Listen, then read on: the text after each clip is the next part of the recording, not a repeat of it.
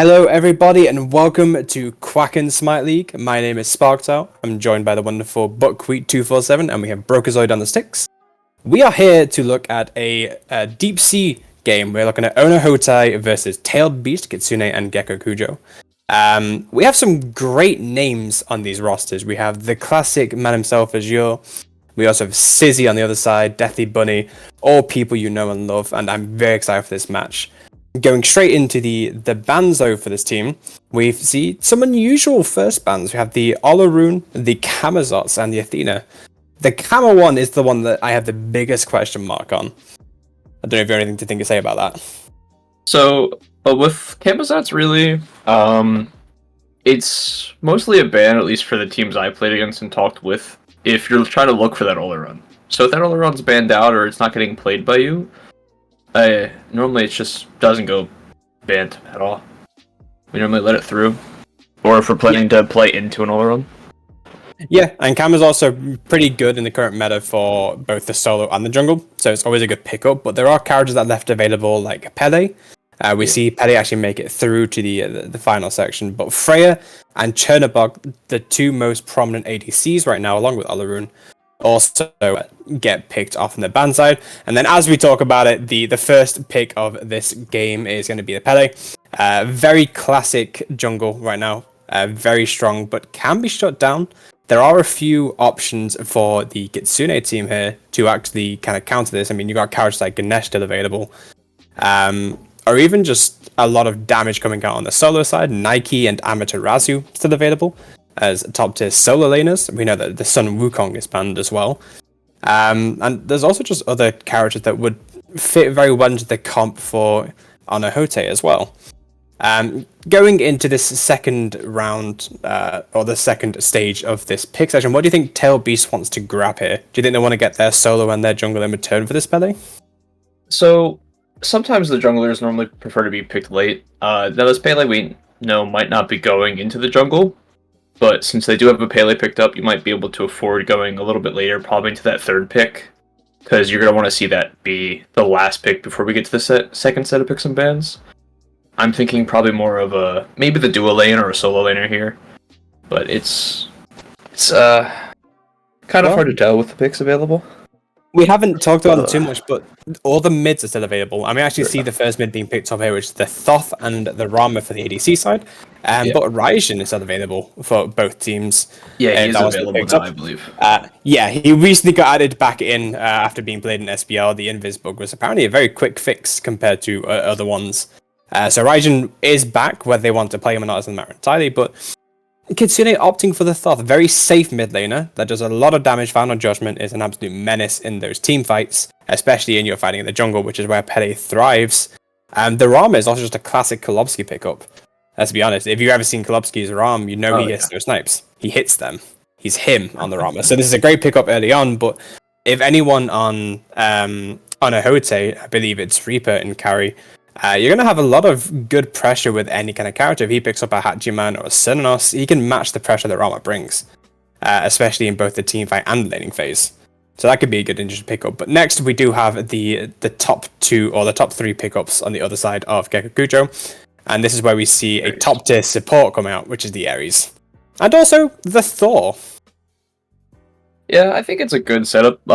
Thor can kind of try to help with the dive here, especially getting back onto this, into the backline with Pele, because Rama and Thoth, if they are given the space, since they do well with a lot of open area, and especially finishing down some kills with both of them having great ranges, I think it's good to have that Thor in that engage. So they're probably going to go with a heavy dive comp coming out of Gecko Kujo division. Oh, org.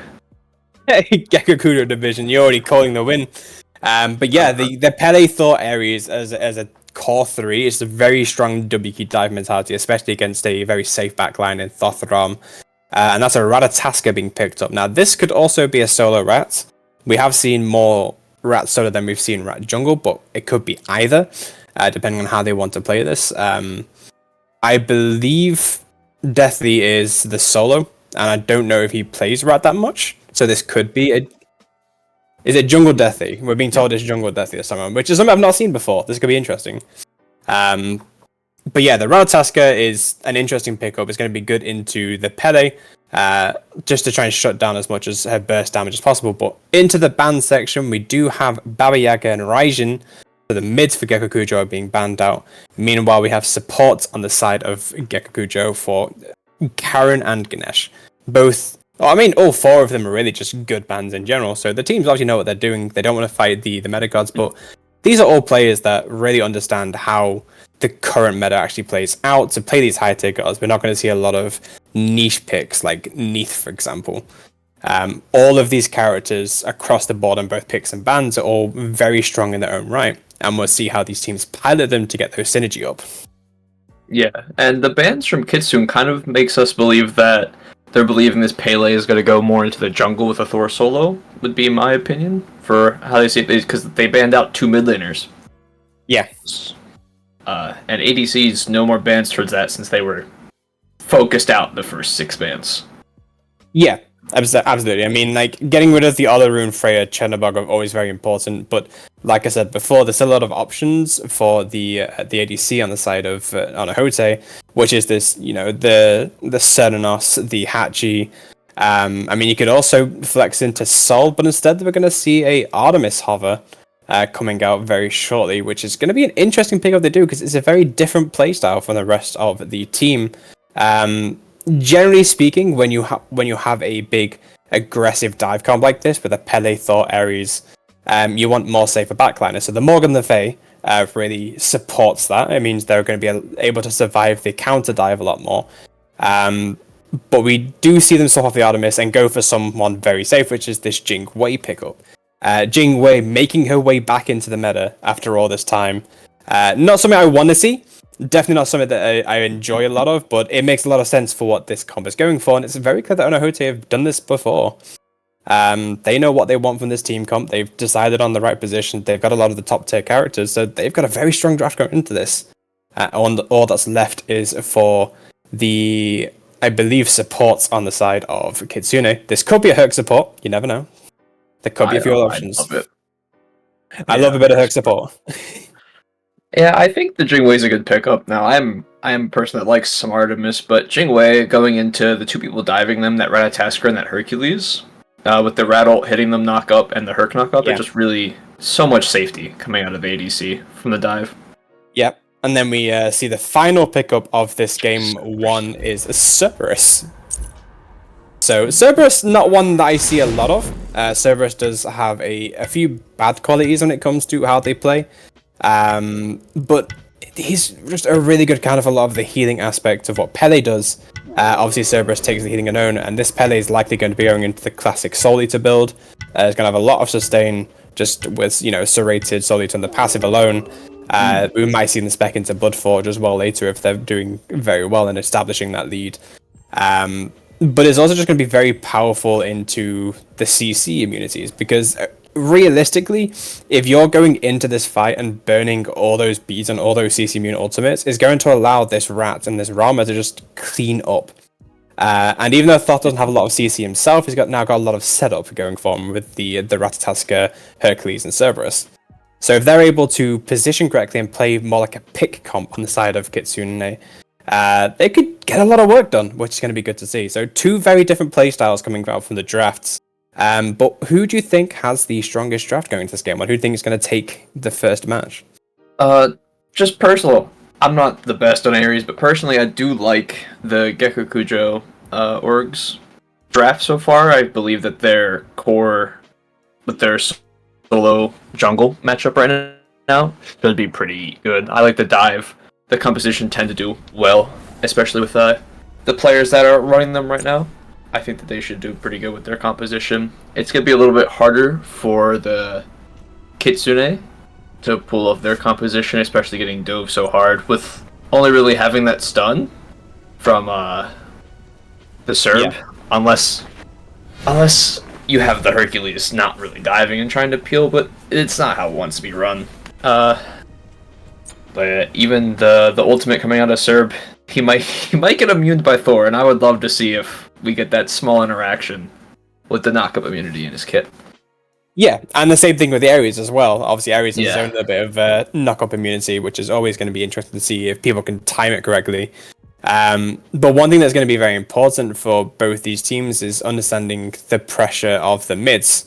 Both of these mids are, very strong in the respective division. Freecasts was a free agent pickup who was absolutely fragged in the past couple of games. So seeing him on a less aggressive character is going to be a big interesting point towards this match, because Freecast normally plays very aggressive characters in mids just to kind of dominate the lane opponent and get away with a lot of murder, especially with the help of Azure and jungle. Yeah. What's going to be interesting to see how this is counterplayed by Sizzy. Sizzy is a beast in the mid lane, and seeing how they pilot this Thoth. If they're able to hit all the hieroglyphic assaults, utilize great positioning behind walls, and just attack from not being seen and play like the stealth route of a Thoth, which is the most annoying way to play against a Thoth, that could be a really good counter to what Onohotei really want to do. So we could see a really good matchup as to how these teams play, and I'd like to see how they adapt to each other as well as the time goes on. Yeah, I think it really comes down to execution. I think the execution of the more dive-orientated comp is a little bit easier to pull off. But if you have a good team synergy and really know how to use this comp for the Kitsune, I believe it could be a very good match to watch, especially trying to protect the Thoth. Protect the Thoth. But yeah, like, realistically, Onohotei really want to do this death ball, going around the map as like a unit of 3 or 4 or even 5 and just try and take out as many people as possible in those team fights. Meanwhile, Tail Beast can just play a lot smarter, so depending on who the shot caller for each team is, I know Deathy isn't much of a shot caller in general, so I'm not sure who's going to be doing a lot of the calling for the Tail Beasts. But I know Onohotei, they have Azure, and especially in the jungle role, having that shot caller from jungle and the rotational power means you can do a lot more, especially with a death ball kind of potential. So that's going to be a big kind of questioning in terms of the different playstyles with how they want to approach these fights. But as we start going into this first match, as the teams are getting ready, what do you think of the builds? Anything standing out for you? For builds, I mean, not really. I don't think Gilded Arrow on Rama is alright. It is definitely probably the preferred way to go in Jingwei. Rama, you can definitely go almost any other builds. I think this Prophetics for Ares is going to be a little difficult to stack, but they're just looking to get aggressive, so he might just be getting those stacks throughout the whole game. Maybe he's the classic support if he always going to kill the wave too fast who doesn't get the Thief stacks. It's always possible. But realistically, Prophetic's not that bad on Ares because you can get the damage off pretty quickly because you can just tap your fire and slap someone and then walk away. Yeah, so not that hard to proc it. Oh yeah, no, absolutely the Thoth in mid, but you're not going to be spending all your time in mids in Ares. You're going to be walking at them in the tower line, which baits, characters like the Rat to come over, and then you can proc on the Rat.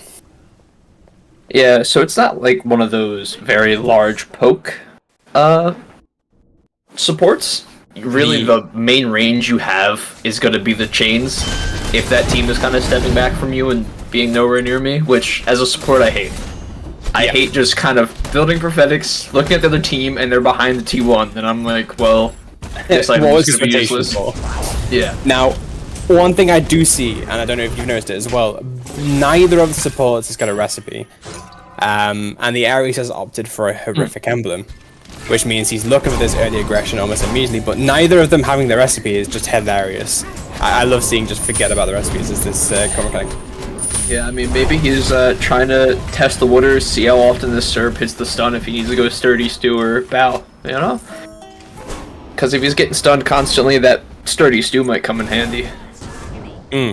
But also just the horrific emblem is going to allow him to get a lot more pressure on lane. Like, Ares always has a lot of wave clear anyway, because they have just 2 minions with flesh, with Sailor Flesh. But being able to pop that curse and they have no answer to it because they don't have any slow immunities on their team could prove great for getting those multiple chains and proccing that like metric ton of damage going forward. How the Serb's going to answer that is going to be a big question mark because he's got the usual support side of going into Shell. But also Serb didn't go into Benevolence. And I would have liked to see a Heroism proc up, especially into a Ares, Morgan, Thor.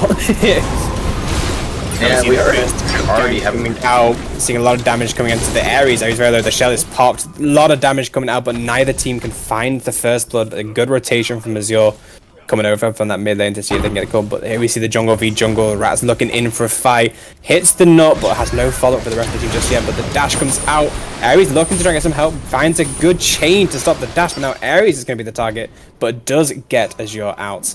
Pele safe once again, not giving up first blood. Good positioning by Onohotei there to make sure they don't give anything up. And also, what a steal! One Pyroclast comes out and takes it away from Deathly Bunny there. Yeah, I think it was going to be hard for Onohotei to actually pressure out and get that shield buff themselves, but that steal just ended up being great because Ares took a lot of pokes. They're able to sustain off of, as we said, other people sustain, and looks like most of his pots. But yeah, he was able to get the farm, just a nice clean Pyroclast to steal it away. And that was the only real benefit of that rotation, I'd say. Yeah, I mean, they secured the big camp, obviously they did lose the two small ones, which either way, it's still more secure, available more XP for them, and it does put Azure in a level lead against Deathly Bunny in this rat. But I don't think that's going to change much in the late game. The early game doesn't define how the late game goes, especially with how these team fights expect to go.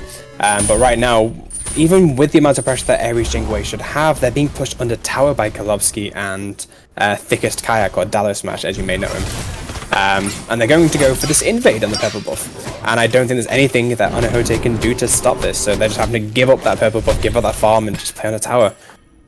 It's a big unfortunate, especially after that big steal from the shield. Yeah, Ares just took a lot of poke from the first rotation, so I kind of saw it coming the way Serb was positioning. I was thinking he was going to go for a steal a little bit early, even if it was just getting the two sides away from the camp. Yeah, and meanwhile on the right side, we almost got a solo. If only Herc wanted to stay up a little bit aggressively, but Thor getting some good pressure against this Hercules means that he's going to get this tome and give everyone that MP5 if they reach that tower line. It'll be really useful in some of these kind of late game team fights as we start seeing the rotations come out. Ares is going to hit 5 soon, as will the Cerberus. It's already 5, as you see. So once this Ares starts rotating over, the Thoth could be in danger. Looks like they didn't go in for the secure. Rat's coming over through the tree to Ultimate's U to try and kill. Rat completely whiffs Yggdrasil there and is still looking for this kill. Rama's in the air. Finds 2, gets the 3rd snipe. Jingwei in here. Little bit dangerous positioning there from Jingwei. Okay. Uses the ult to go in, but doesn't get turned on by the tail beast. They want to just kind of give it up and don't want to lose the chance of getting a kill there. Deathly Bunny very, very critical in health, so Jingwei could have picked up a kill if they played that up safely, and that would have been worth it. But that is first blood going to the Rama, which is definitely not who you want it on this early on. A free found goal. 3 ults for the Ares though. You give him. I'm not happy I died there, but I'm definitely laughing that it took 3 to kill me. Especially with a big whiff of the Ratatasker ultimate there as well. I'm sure Deathly Bunny is going to get mocked there by his team. So like, come on guys, you got to hit those, especially when they're being Serb ulted. When you have that free setup. Yeah, I mean, Rama Snipes ended up securing that kill, was pretty nice. It looked like Jingwei was trying to search for their... Ooh, nice. Whew. The wall helped himself. Crow is sat there like, I can't believe it. He gets the pull in the tower, goes, I can secure this kill, and a wall comes out, seismic him out of it, and he just kind of stood there and goes, well, this is my life now. Azure did come over just in case Herc wanted to get a bit more aggressive. Pele is going to be quite good right now. She's got the Jotuns online, and they can get a lot of Pyroclast, a lot of knockups, and just a lot of burst damage early on. Ares definitely trying to play very aggressively. Stole the shield buff again. It doesn't matter because he stole the shield buff again, trying to get that farm. He's just not getting that wave with Reaper, but Reaper is going to get some free farm and puts him a little bit ahead. Even with Kolovsky's gold lead from the first blood, he's not down in farm. And that's going to be very important for these ADCs. Yeah, it helps mitigate the loss of some gold from the first blood, but being an Ares, I think you just want to hit 5. He hasn't hit 5 yet. Being down, I think he has a lot of pressure when he's even, but... Yeah, I mean, he did steal away the camp. Yeah. Right, did steal. The ult comes out and secures it just before the branches are made, but that thing goes in. Final Judgment throws out over the wall, but doesn't find the marks a little bit low. Serb ultimate also popped, trying to find a target. Morgan the Fake throwing some damage out, and Ares is here, still not 5, still doesn't have the ultimate available, but he's still churning down this damage on the Cerberus. Cerberus put to half HP and forced to disengage, but Ares still wants more, looking for more targets, trying to get Free Cast to come back in again. He's hitting the chains though, that's really important for this Ares, but he's playing a bit too far up, he's got no one there to help. And now he's in danger. Ratsaska comes in, Angel comes out. He doesn't need to hit at max range, but comes in, gets the dash and the stun, and secures that kill. And that's just Ares' positioning, just really struggling there. Puts him at 0-2, and he's still at level 5. Really far behind the Cerberus, who's now level 7. Yeah, he's really far behind the Cerberus, but it seems that this Thor has been able to eke out a very small level difference, and the jungler is also keeping the farm. Azure is farming right now. Deathy Bunny is trying to put too much aggression on the side lanes for the fighting and is misleading some of his own farm. He did steal away those side camps from Azure and Free Casts, which is going to be great for him in the favor, but in reality, when you're losing this much farm to one person, it's very difficult to get him in. Ares once again in danger, forced to use the ult, finds the two of them, neither use the abilities. Free Cast looking to find some snipes, hits 1 out of the 3, doesn't secure the kill onto Cerberus, but he's not done yet, looking for more, trying to find a target. The Fear does not connect, finds a 3, and it's have to force disengage just in case he gets rotated on, but the team is there as you're looking for a target, but runs over walls of the team of a Tail Beast, know not to even go near this monster of Pele right now, because this Pele is going to be very far ahead with the farm, but it's not going to be able to do much with it if you never fight him. Yeah, Ares finally got access to the ult. Actually, I believe pulled 2 people in there, so a lot of damage coming out of the Morgan Le Fay onto the targets that were pulled in with no escape as well. So it does seem, even though he's behind, if he can just set up for these kills, since he did lose so much XP, he might be able to just set up a kill and have the game go from there. So here's a couple of question marks for you, just as we watch these ADCs have a nice little fights on the side. Mid builds. I'm not sure how much of a mid lane you are, but Morgan the Fake going Doom Orb first as a starting point. The ult comes out, hold that Thor, finds the target even after missing the Volcanic Eruption, but finds Kolobsky once again, a former teammate of yours, puts him down in the dirt and gives Reaper that kind of free access. But Kitsune, they're just playing a little bit too safe, and they're not playing as a unit right now to get a lot of profit off these kills. So giving Azure that kill, really dangerous. The ult comes out from Cerberus trying to find a target, but he's going to be converged on by 4 people. Pele, very low, takes a lot of damage from all that damage going in.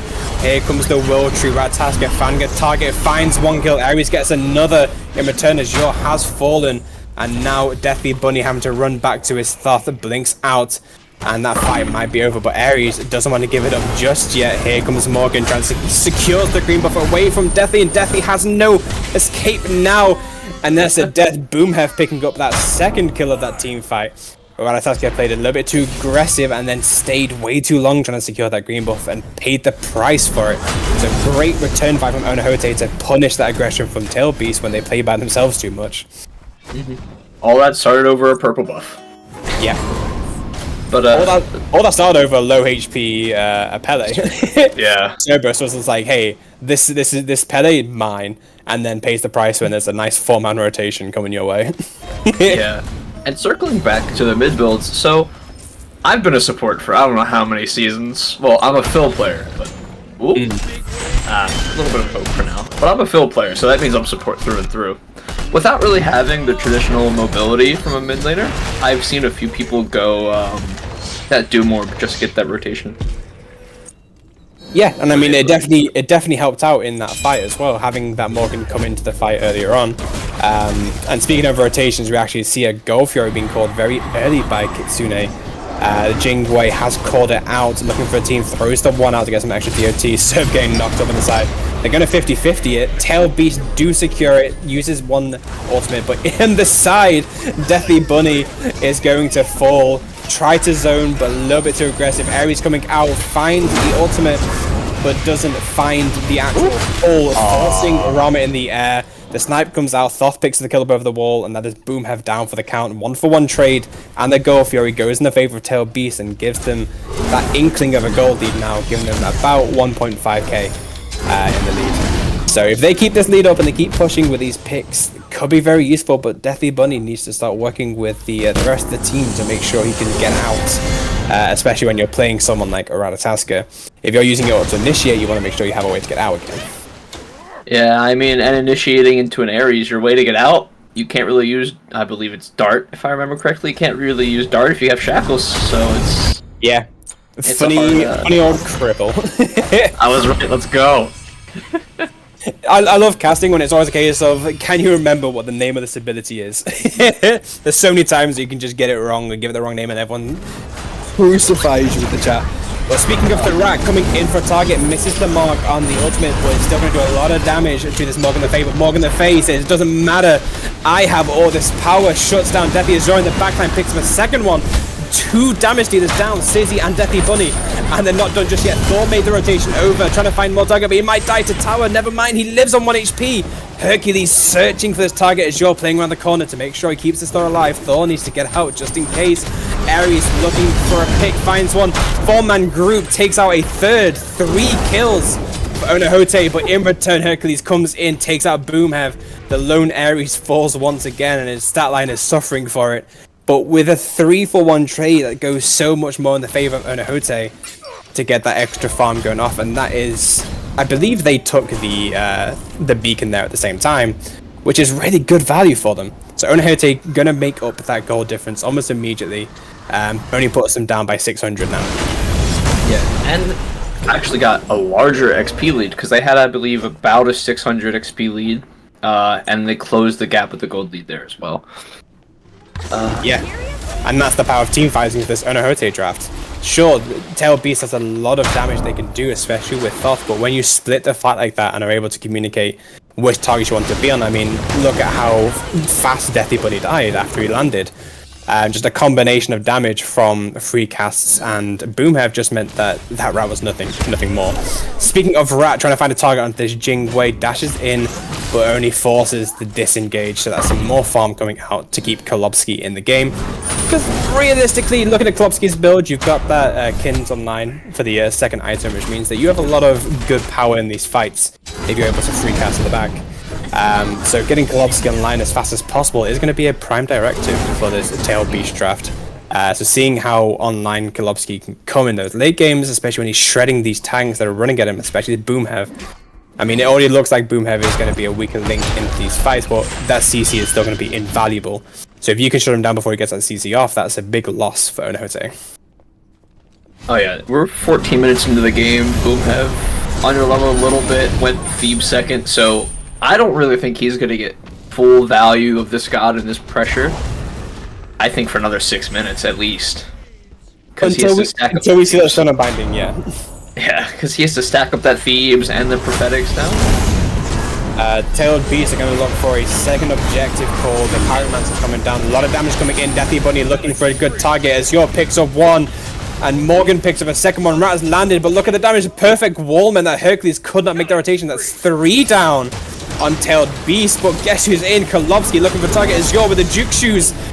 Almost gets out. Kolobsky picks up that kill. But this might be his death. Could be the 4th person. That is the 4th person. Aegis to tank the tower as well. 4-for-1 as Yor is living life right now. Onohotei take away the aggression from the Pyromancer. I think they also take it as well and take out 4 members. That's great for them. Yeah, it's been very good so far. I think it's as we said, comes down to execution. I think the Tail Beasts have just been struggling to get that open space they need for this Thoth to really get that damage off. Along with the Rama deals good, especially if he can have that positioning, but the dive comp has come together very well, and their communication has seemed to be doing extremely good together. Yeah, I mean, absolutely. We see Thor with the Rune Forged. I know a lot of people are betting Rune Forged on Thor right now for that Flame Forged upgrade eventually. But it's applying a lot of pressure on this Hercules to make sure he can't do the push-pull combos as much as you want to. Now, speaking of that pressure that we have, one thing I want to point out is Ratataska going this breastplate of determination, which as a jungle, being one of your primary items starting in that, yes, it's a good item, don't get me wrong, but that means you have a lot of burst that isn't there for you anymore. You have the debuff knot, which is going to be great, you can start hitting those stuns more, but it means that even though he's going in and being able to burst people down, he's not getting enough damage to secure these kills. And we saw that with 3 casts before. He lands in, but doesn't do enough damage to the rest of the team because the team doesn't have enough follow-up to follow it through. So definitely it's almost kind of reverting back to this tank, because you're looking for some damage onto Kolobsky, how that Thor forces the ultimate Astral Barrage, looking for a kill. I just see a kill on the right side, but that is a Kolobsky down in return. Solo for ADC, and this means that while the Gold Fury is available to Onohotei, they're going to look for this pull. 4 people, sure, they don't have their solo Jeximus over here, but they're going to look for this Oni Fury, which is going to be a big turning point coming in. But guess who's around?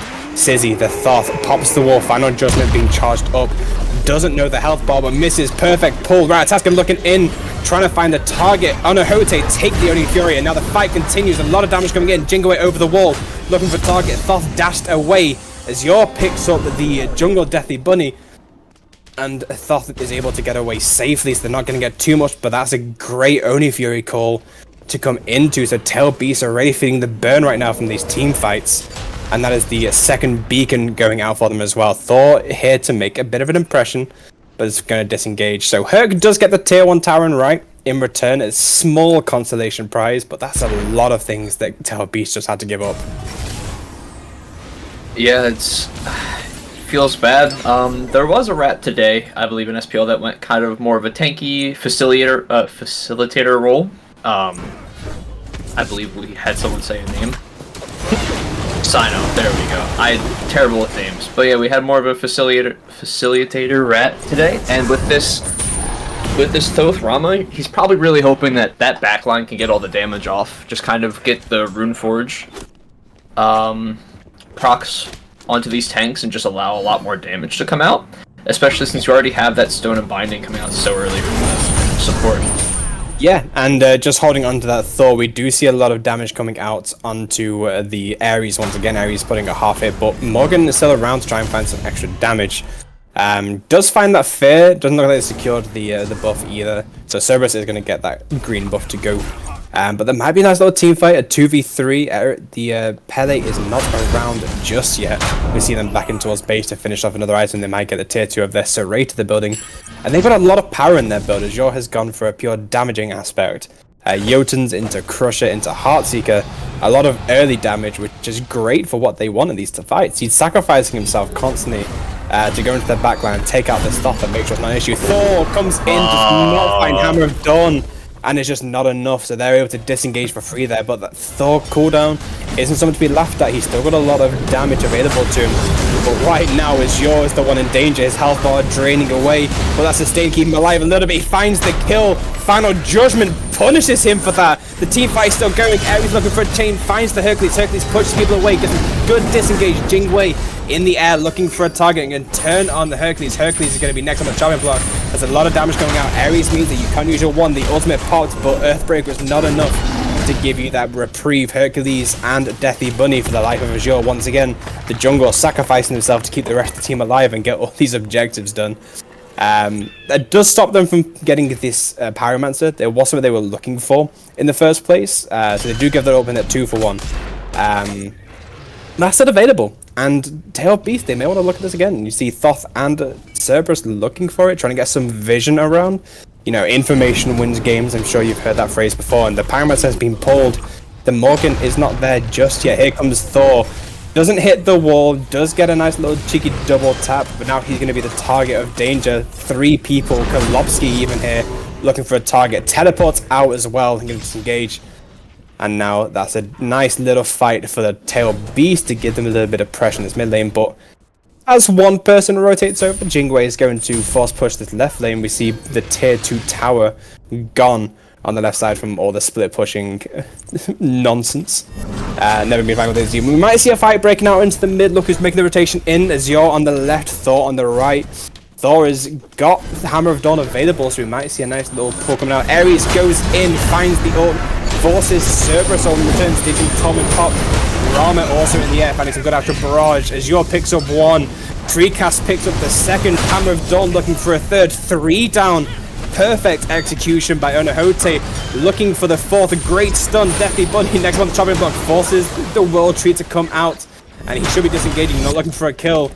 and he's opting to make that choice. He's going towards the Jingwei. The blink comes out, perfect dash, not getting any damage from this Ratataska. Ratataska is going to be in danger. The ult is popped to get away, but here comes Azure, tries to get the blink knockup, doesn't find it in time, and Azure dies to the Phoenix. Unfortunately, it stayed a little bit too long in the tower clutches, but that Phoenix is still alive and kicking thanks to the efforts of Deathly Bunny there, from a small positional mistake into a great success of a defense.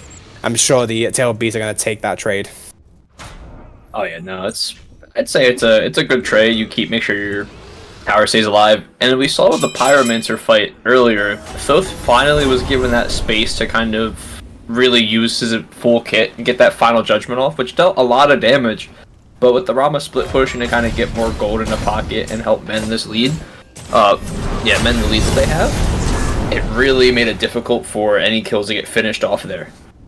But once he was given that position, you saw that he is still effective and still in this game. Yeah, I mean, anyone that's played against a Thoth knows how much damage Final Judgment does, and we can see it here and there. Speaking of Thoth's Final Judgment damage, he gets that Pyromancer kill, but the fire is coming out.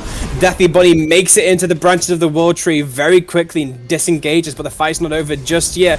Hercules is looking for a target on the Thor. Thor forced into Hammer of Dawn, trying to find a target. Hercules just harassing the backline once again. The land comes out, misses the tap, but gets the stun. But Thor's taking a lot of damage in return. Ares finds the pull, and that is Thoth. He's got no safety there, my friend. Your beads are down. You're at the mercy of this Onohotei team. But now Jingwei up in the chopping block finds the ultimate to get away, but goes into the team. Kolobsky finds some perfect snipes on after Barrage. Azure is in looking for a target.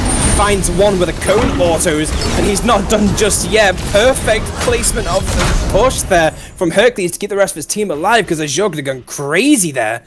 But he does pick up Sizzy and Thickest Kayak in return for Reaper, but Reaper just got caught a little bit out of position, and Kolobsky made sure to hit those snipes, show that he's still Himothy, and it takes that one down. So that means that Onohotei can't push any more of the Phoenixes, but they are going to get this goal Fury in return unless Kolobsky comes in, finds some score.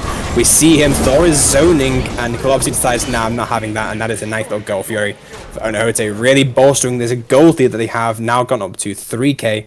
But it's not over yet. This may be 24 minutes of a match, but this is not the biggest gold lead we've seen at this time. We've seen 10k gold leads, so Tail Beasts are still in it to win it. And if they have just one good team fight to shut the entirety of Onohotei down, that could be really important and turn the tide of this actual whole match. Oh yeah, because there's a 6-0 Freya in mid lane right now. Well, not in mid lane right now, but I think a good shutdown. Not Freya. Hey. That's a new one. I get getting abilities wrong, but changing the gut. Also, Deathly Bunny surviving by the skin of his teeth there. Pops the ultimate almost immediately the second he sees danger and gets out. I'm not used to Morgus. Yeah, Freya. Freya, yeah. There's a... Thor is going to find a lot of damage from the stun double tap to try and get in, but the rest of the team isn't around just yet. But the collapsing in, Morgan playing very aggressively.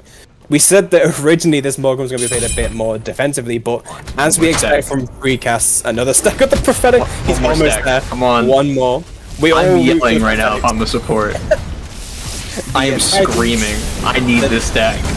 The Titans are pushing down the right. They're going to have a nice little bottom match, but there is going to be our first 5v5. The Boulder finds a good target that's coming out, and there's going to be a little bit of scuffle. He got the side. Let's go. Hercules in danger on the left side, but no aggression. They want to focus the Titan. Here he's in. Here we go. Good pull. Stephen Thomas comes out. 3 people pulled. Azure in the backline finds one. Hammer of Dawn finds another. The team comes in. Azure finds a second kill. Reaper finds a third, but Hercules takes out Azure in the process. Ares is now in danger. Rathaska looking for the ult. Trying to shut down Boomhev. Boomhev staying alive by the skin of his teeth as well. And return Thor takes the rat out. That's 4 down for the Tail Beast. Only Hercules left alive. The Titan, 4 people, only for Azure once again.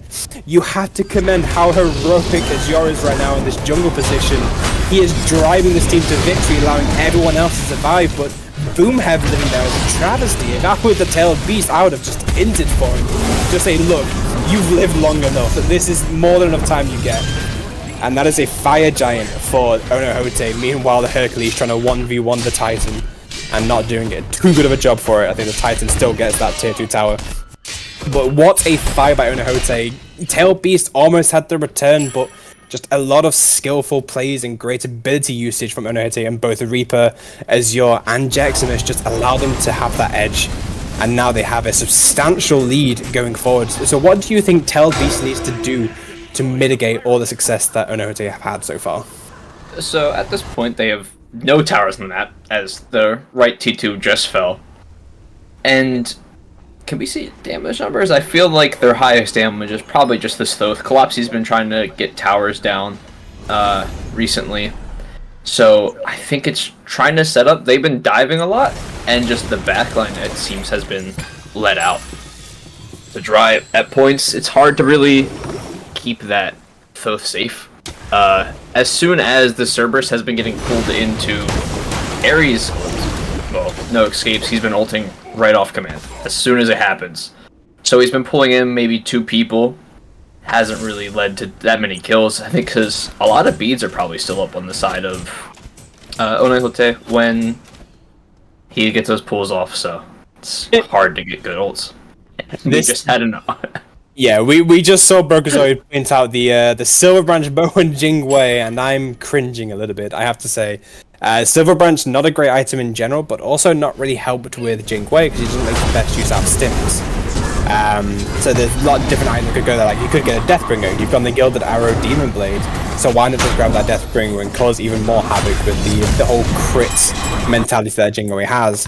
But realistically, it's working for them.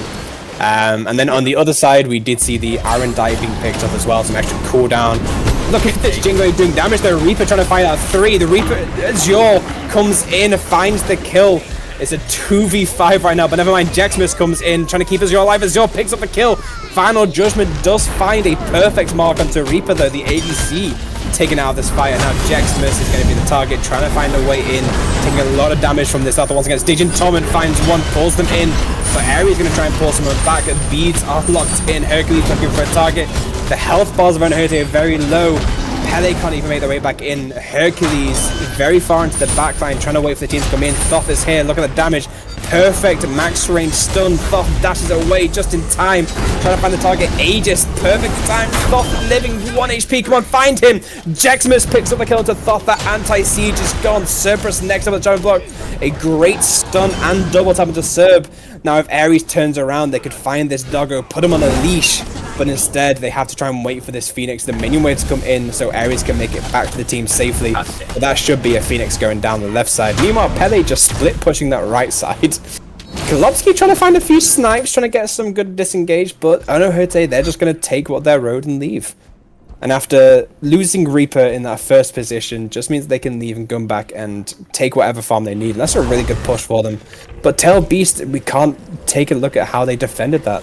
You know, they did a really good job until Thoth was pretty much pulled out of position and forced to submit to the rest of the team, because the second they lost that Thoth, that's when it all went wrong. And I'm sure Sizzy is really feeling the burn right now, especially when you have Jaximus, this Thor, just really driving home everything that you hate about being a mid, which is the constant ganks. Thor is making Thoth's life a little bit of hell right now. Yeah, and it seems like Thor has been fed up with getting CC'd as soon as he lands, deciding to pick up that absolution. Azure is going to be running at his former teammate Deathy Bunny here, trying to find a way in, but disengages the second he sees that Honkules. Trying to find a way in, but Ares is also in the backline, pulls out Noah's ski, but finds one, doesn't do anything with it, but Deathy Bunny's in the air, the World Tree looking for target, a lot of good opportunity, but if he lands, I think he just dies, so he uses that ult to disengage. Final Judgment was used, but I don't see it hit anyone. Health bar's a little bit low, Morgan finding a lot of damage, Jaximus in the backline takes out Sizzy once again, but the health bar's nothing to laugh at. Kolobsky finds out one in return. Free cast the mid laner falls for Onohotei. Mid for mid right now. Kolobsky in the air. Astral Barrage looking for a target, trying to find someone to attack on Reaper. Trying to find a target too far out of the range. Great cripple comes out, but Azure's not there to help follow up, so he's very, very low. Boom have 1 HP. Here comes Jaximus in the background. He's disengaged, teleports out. What a Jingwei's perfect team. Jingwei trying to get a little bit aggressive, definitely when he punishes that dash. That might have been a misinput, as you all may know, but they do pick up another kill beforehand. But they're not finished just yet. A perfect push-pull combo means that Boomhev is the next to fall for Onohotei. And they save the Phoenix. That was a perfect siege defense for the Tail Beast. Even upon losing City in the first moments of the fight, they turned that fight, only leaving Jaximus and Azure alive.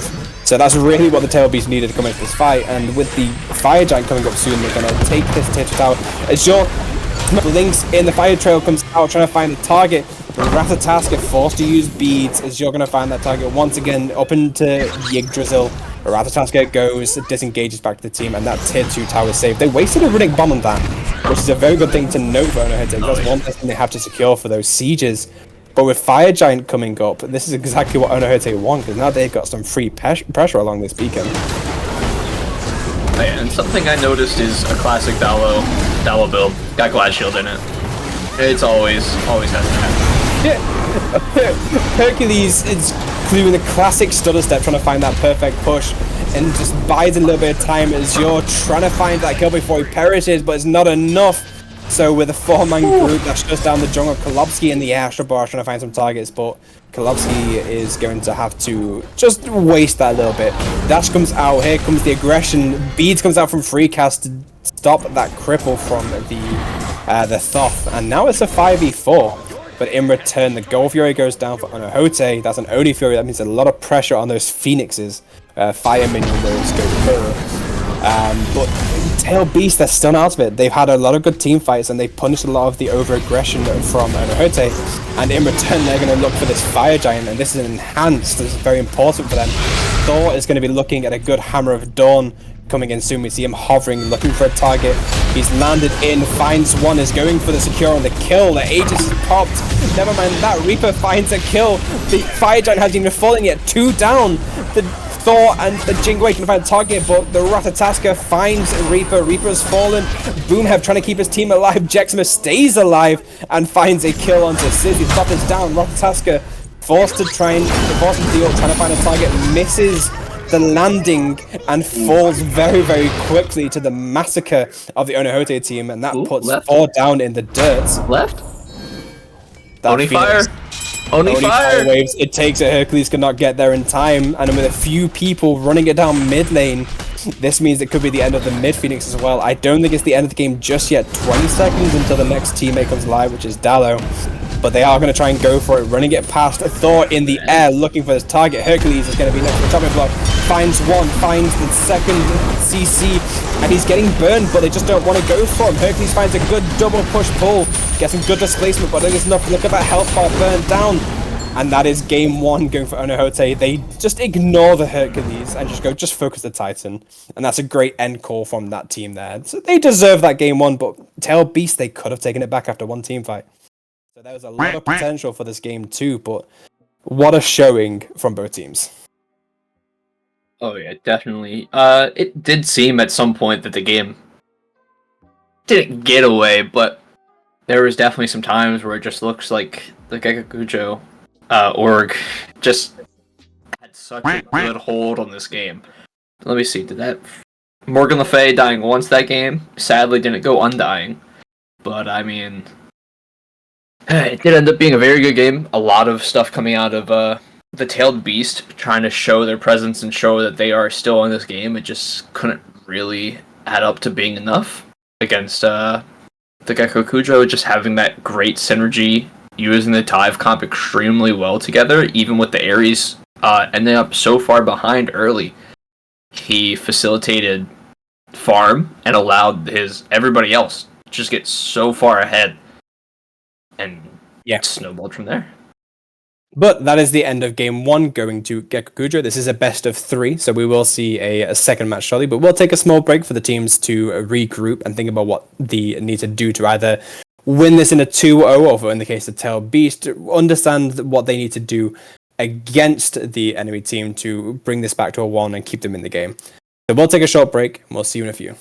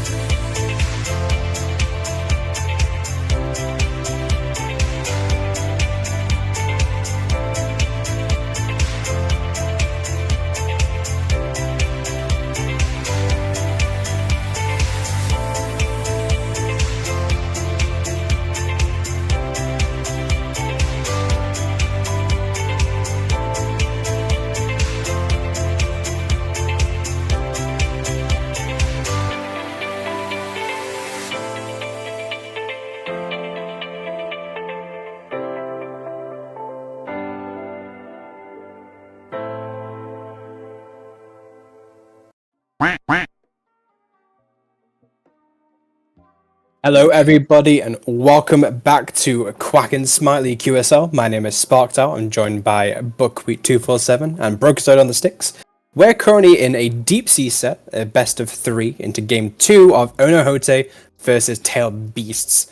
And we saw a very dominant end from the side of Onohotei, but they struggled a little bit on the early side. What do you think Kitsune need to do to really leverage the lead they got early and push Onohotei back? Did you think it was a draft issue? Do you think there was an issue with the communication or playstyles? So, I think they really didn't take advantage of how underneath the support was at some points, which, given it's kind of hard, he was playing back kind of near his purple. It might have just come down to communication, honestly. They got to a lot of fights where it seems like they were split on a lot of decisions, and it was just too difficult for them to get their kits off in a optimal way, it seemed. At least to me. And very quick picks and bans so far. Yeah, I mean, we see a lot of the same ones, but we do see a big difference between one of the things. So, yeah, we see the Pele being banned out, so Azure cannot top pick this again, and he was definitely proved to be a vital source for what Onohotei was doing. But in the same vein, we see the Athena, Karen, Freya, Olaroon, and Chernobog bans coming out, which does mean the one that isn't banned, the Wukong, is getting locked in for Onohotei, and there's no surprise there. Wukong is one of the strongest solo laners next to Amaterasu, just a lot more reliable and can just survive a little bit longer. Meanwhile, Amaterasu brings a lot more pressure. So Wukong is always a great pickup, and in return, we do have Raijin being picked up for Sizzy on the side of Tail Beast, and I love to see a little bit of Raijin. Raijin has a lot of pressure, doesn't have to play as safe as what a Thoth does, as a Thoth, but Raijin can exert a lot of pressure, so taking the Raijin and the Thor off the board, especially knowing that Jaximus can't play it this time around because they've got that Wukong, that's a lot of good early game pressure that Kitsune have straight off the bat, which is a great start to their draft. But in return, there's still a lot available to the side of Geku Hujo. They could pick up the Thoth in return, or Freecast might opt for a different mid laner, but he played exceptionally well on the Morgan, or as you would call it, the Freya. Yeah. I mean, the Frey was banned out this time, so he can't go it, sadly, you know? He's got to go on a different mid laner now. Yeah, but we could see a return of a few of the other picks that the drafts had. I mean, we could see the return of the Jingwei, but Jingwei are going to struggle a little bit more into like the Raijin Thor combo, so we might not see Reaper return on this one. But with no Chernobog, no Olaroon, no Freya, there's a lot more desired. So they could try to take away, they could try and take away Kolobski's Rama early on. But instead, we are seeing a few other options being picked up. We see the Emoja being picked up for support, and Kamazots being taken away from the jungle.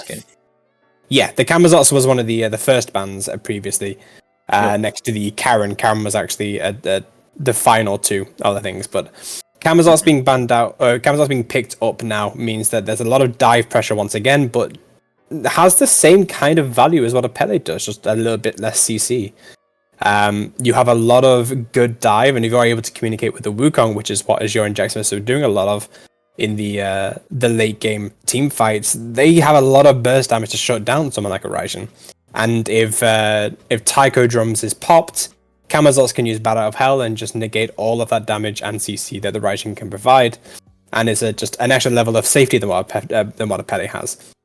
We do see an interesting pick, which is the Anher being locked in for Kolobski this time around, leaving Rama open just in case Reaper wants to take that away. But Anher is a very, very strong ADC right now, able to box out pretty much every single ADC outside of a few.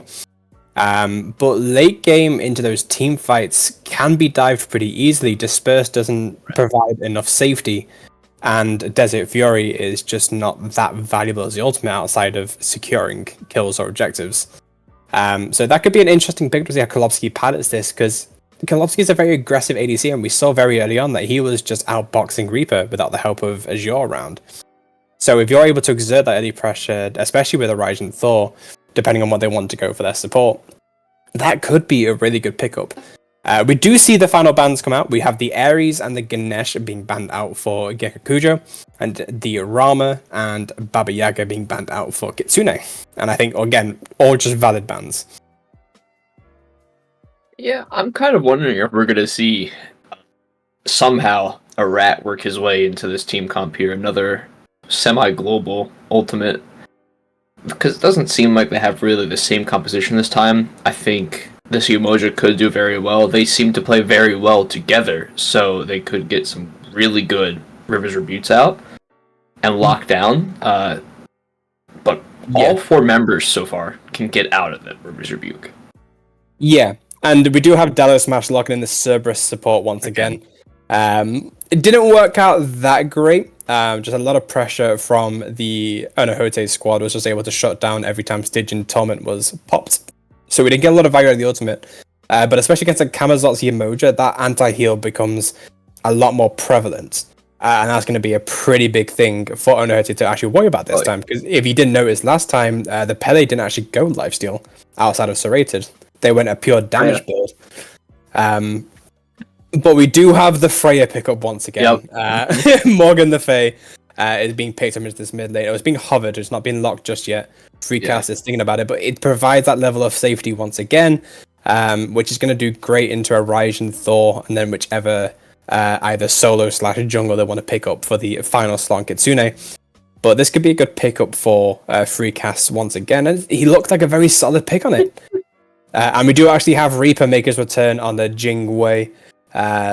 Might see some more failed dashes, some more misinputs, but they looking to just run back a lot of the same kind of composition they want, which is a nice heavy dive. But Umoja is going to be a bit of a change because Boomhev struggled a little bit on the early game with the Ares, but was able to make up for it with that late game pressure of just burning beads and making sure the rest of the team can get in. Umoja doesn't have that kind of pressure in that late game team fights because you pop your ultimate and just try and heal as much as possible. With a Cerberus, that makes it a lot more difficult. So I think, realistically, on the side of Onohotei, they've actually got a lot different playstyle, which is going to affect how this game goes. But on the side of Kitsune, we see a lot more potential going forward. It doesn't seem as mismatched this time around, but they've still got a pickup they need to do, whether they go for a jungle or they go for a solo, because this Thor could be either. Never mind, it's a big question mark now. I believe, this would be an Atlas support and then Serb solo. Or are they swapping the roles out? Okay, never mind. It took them a little bit of time. This is going to be a Thor jungle, which is always good to see a lot of damage coming out. And Cerberus solo. Never mind, they're not swapping. Interesting. This might be a restart. This could possibly be a restart. Surely not. It's an interesting role swap to put Sizzy in jungle and Deathly Bunny in mid. Maybe Deathly Bunny was not feeling the jungle that time around the rat and has opted to go for a different position. He might still be in jungle. What, so you think it's going to be a Raijin jungle? It's definitely. Oh. I mean, if that comes out to play, if this is a big question mark coming out from the Kitsune team. This is going to be a bit of an interesting one to watch. And I don't know if they want to just have fun with this match and see if their natural comfort picks are going to be up for grabs right now. But Onohotei, they're a very strong team. They already have you up 1-0.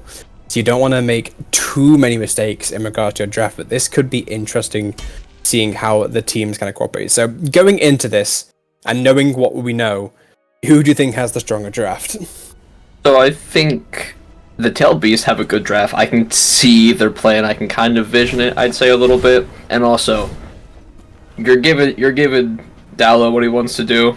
You know, Atlas, as you said, I mean, he acts like he carries the world all the time, so putting him on Atlas just makes it feel great. So I know he really likes this pick, so it seems to be like he's gonna have some fun this game. And then going off the build, it does look like we have a role swap. Sizzy is making the return of the jungle, and Deathly Bunny is going to go into this mid role.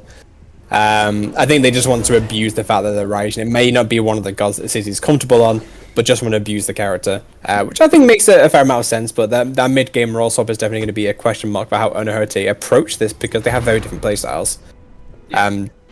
Especially in a Raijin who plays very aggressively compared to the Thoth.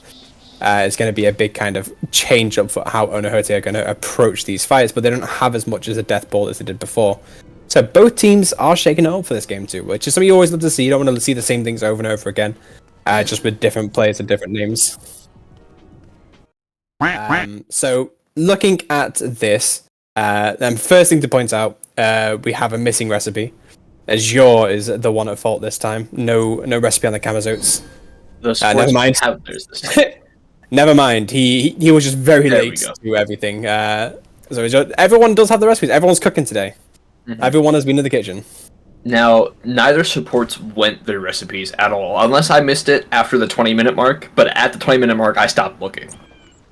Yeah, they just didn't get it at all. Which I think at that point, that's just being stubborn. I think just saying like, look, I didn't get it the first time. I don't care enough anymore. I'm just gonna farm up. One thing I do want to point out is a big change up in the build for Boomhev. The Emoja is picking up the Wall Flag as a starter, which makes a change from Watches, but it's also going to the Chronos Pendant start instead of it getting a defensive item like Thebes or Prophetic. I'm going for a steal. Oh. Doesn't secure it, unfortunately. Wait, does he secure it? No, it doesn't secure it, but does try and trying to take some of that farm. But this means that they could get a lot of pressure. But the Omi regeneration is going to be a big cause of concern for this Umoja. But they do get an extra bit of pressure regardless. So Jingo and Umoja, not really someone you thought would have pressure over an Atlas and her, to say the least. Yeah, it seems like it wouldn't be that much pressure. I don't like pressuring an Atlas though. I forget I have neural activation, so I just get plucked right into tower all the time. I think it's happened to everyone at one point against an Atlas or Athena, where you're just like, oh yeah, tower pressure, we'll put them on the tower, and you say, yoink. Especially with Atlas, who is very common for beats not going off properly. But there's one thing that, you know, the Jingwei doesn't have to worry about too much, as long as you're not in melee range of the Atlas. As soon as you're knocked up by something, you can just dash away. Which is one of the huge benefits of what Jingo can do, and especially against an Anher Atlas, it's definitely not a bad pickup for Reaper, but we do have the first rotation coming out, never mind. Sizzy decides not to go for it and just goes for the farm instead and is pinged out. Kamazot's going to go for the other side buff instead as well, on the solo side. Trying to take away some of that farm. Looking for a little bit of pressure onto the Cerberus, but Cerberus not going to do much. A nice little Tiger Stun gives the Wukong a lot of early game presence just to really shut that down, because you know when you have Bluestone and going into the Soul Eater, you're going to do a lot of damage, especially with Cerb, but Cerb does have that what's it called, Tainted Steel as your starter, so he's going to be able to shut down a lot of that early healing from the Wukong as well. So really a good pickup for Crow here. Yeah, I'm expecting an erosion pickup just because of Yemo, because Lifesteal doesn't do it all. Erosions here and there, but I mean, it really just depends on how they do with anti-heal and all that. I don't know who will be picking up this erosion, because it might be nice to split it. I doubt that we're going to see Dalo with it, because where is he going to go? He has to get Glad Shield. A great dash and knock up to Jingwei, but Jingwei's going to dash away. A great knock up as well to get some extra damage off. Good stun. Beads coming out. Looking for that damage, but look at Boomev's HP as Reaper also starts taking some damage. Both at the Jiro side are very, very low. And that is, yeah, that's a nice rotation from Freecast over to the solo side to take out Sizzy on this jungle. And one thing, again, to point out about the build, Yamoja has meditation. And that really kind of kept both that dual lane alive a little bit longer to keep fighting as these fights go off into dual lane. But First Blood going to Onohotei is a big difference compared to previously when it was a First Blood for the Tailed Beast. So this could be the start of a new game. And Onohotei already rolling around in the momentum that they have going into this next game. Wukong already finished that Soul Eater, by the way. And it's only 3 minutes in. Oh yeah. Seems good. But you know, it's good to see the Morgan Le Freya pick up the First Blood. Get that nice lead in mid. They did good in mid last time. Oh, that was a great knockup by the Atlas, but he just can't find the target. Look at these body blocks coming out from. That is the first kill coming out from that mid. Thor's here as well, looking for target. Beads is not enough to save you. It's a 4-man rotation over onto this Jiro side. Amazon's used to pop out of the hell, but great fear coming out from Morgan the Freya, trying to get another kill, finds one, knockback Thor trying to find the target, the double tap doesn't connect, almost get the target, great mez from Raijin coming over, doesn't find the secondary kill, well that's a really good return. Dies to the camp. Alpha Chimera taking first blood of the game. And that must be a big feels bad for Oh yeah. dying to the minion cam. You never want to see it. Somebody clip it. It's always hilarious. Oh, But yeah. really good rotation from the tail beast over there to get that form rotation to take 3 people out at the same time, which is a really good return for that 1 kill made in right side. But Onohotei, they're still looking for a little bit more. We do see Boomhev just throwing Omi over. They're just playing patiently to get this buff camp. So it doesn't get enough for the Omi. It's a little bit difficult when you're playing a Mojo. If you don't have good Omi conservation, the character just becomes really unviable in the late game. And speaking of unviable, the Atlas pulls are just not close enough to the tower line to get that free damage off. Reaper just wants to play a little bit safely, trying to get some farm, trying to get the ADCs off. Looks like we have our first pause of the games, possibly, unless someone is doing a funny little DC. But funny technical issues, you love to see it. So far, yeah. So far, so are we still live? Yeah. Yeah, we are. I never know. You never know what's happening. But so far, so good for both teams. Both teams playing very aggressively, playing the comps they want correctly. But already we see some good leads coming out from the players that really need it. So free cast on this Morgan the Freya. Already putting in a lot of work with the rotations, going the same build they went previously. It's just so far Azure is not playing as dominant as previously on this Pele. And that could be a big turnaround for these fights.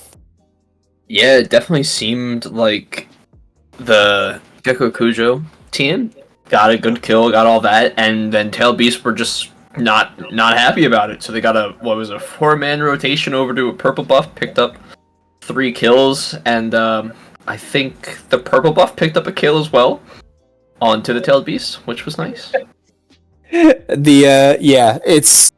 They wanted reparations for game 2 when the same thing happened before, when Cerberus got a little bit too aggressive at the purple buff and ended up being 4-man rotated on. The Tail Beast were like, it's our turn to do the 4-man rotation. And they successfully pull it over, but they do lose one in the process to the Onohotei, and then once just the PvE. Not always great to see, and I'm sure that's not going to affect their mentals going into the rest of the match, though, because they do have a very strong draft this time around. That's going to be very important for this late game. Yeah, and the mid laner on the side of the Gecko Kujo, they have 2 kills already. So 2 kills, one of the few members on that team without a death so far. And last game, they died pretty late into the game. They had a 6-kill bounty and held it for a while. And it seems that they are going into the Doom Orb again for the mobility in the kit. Yeah, we don't know how long this pause is going to take, so we will take a short break while the teams regroup, and we'll see you shortly.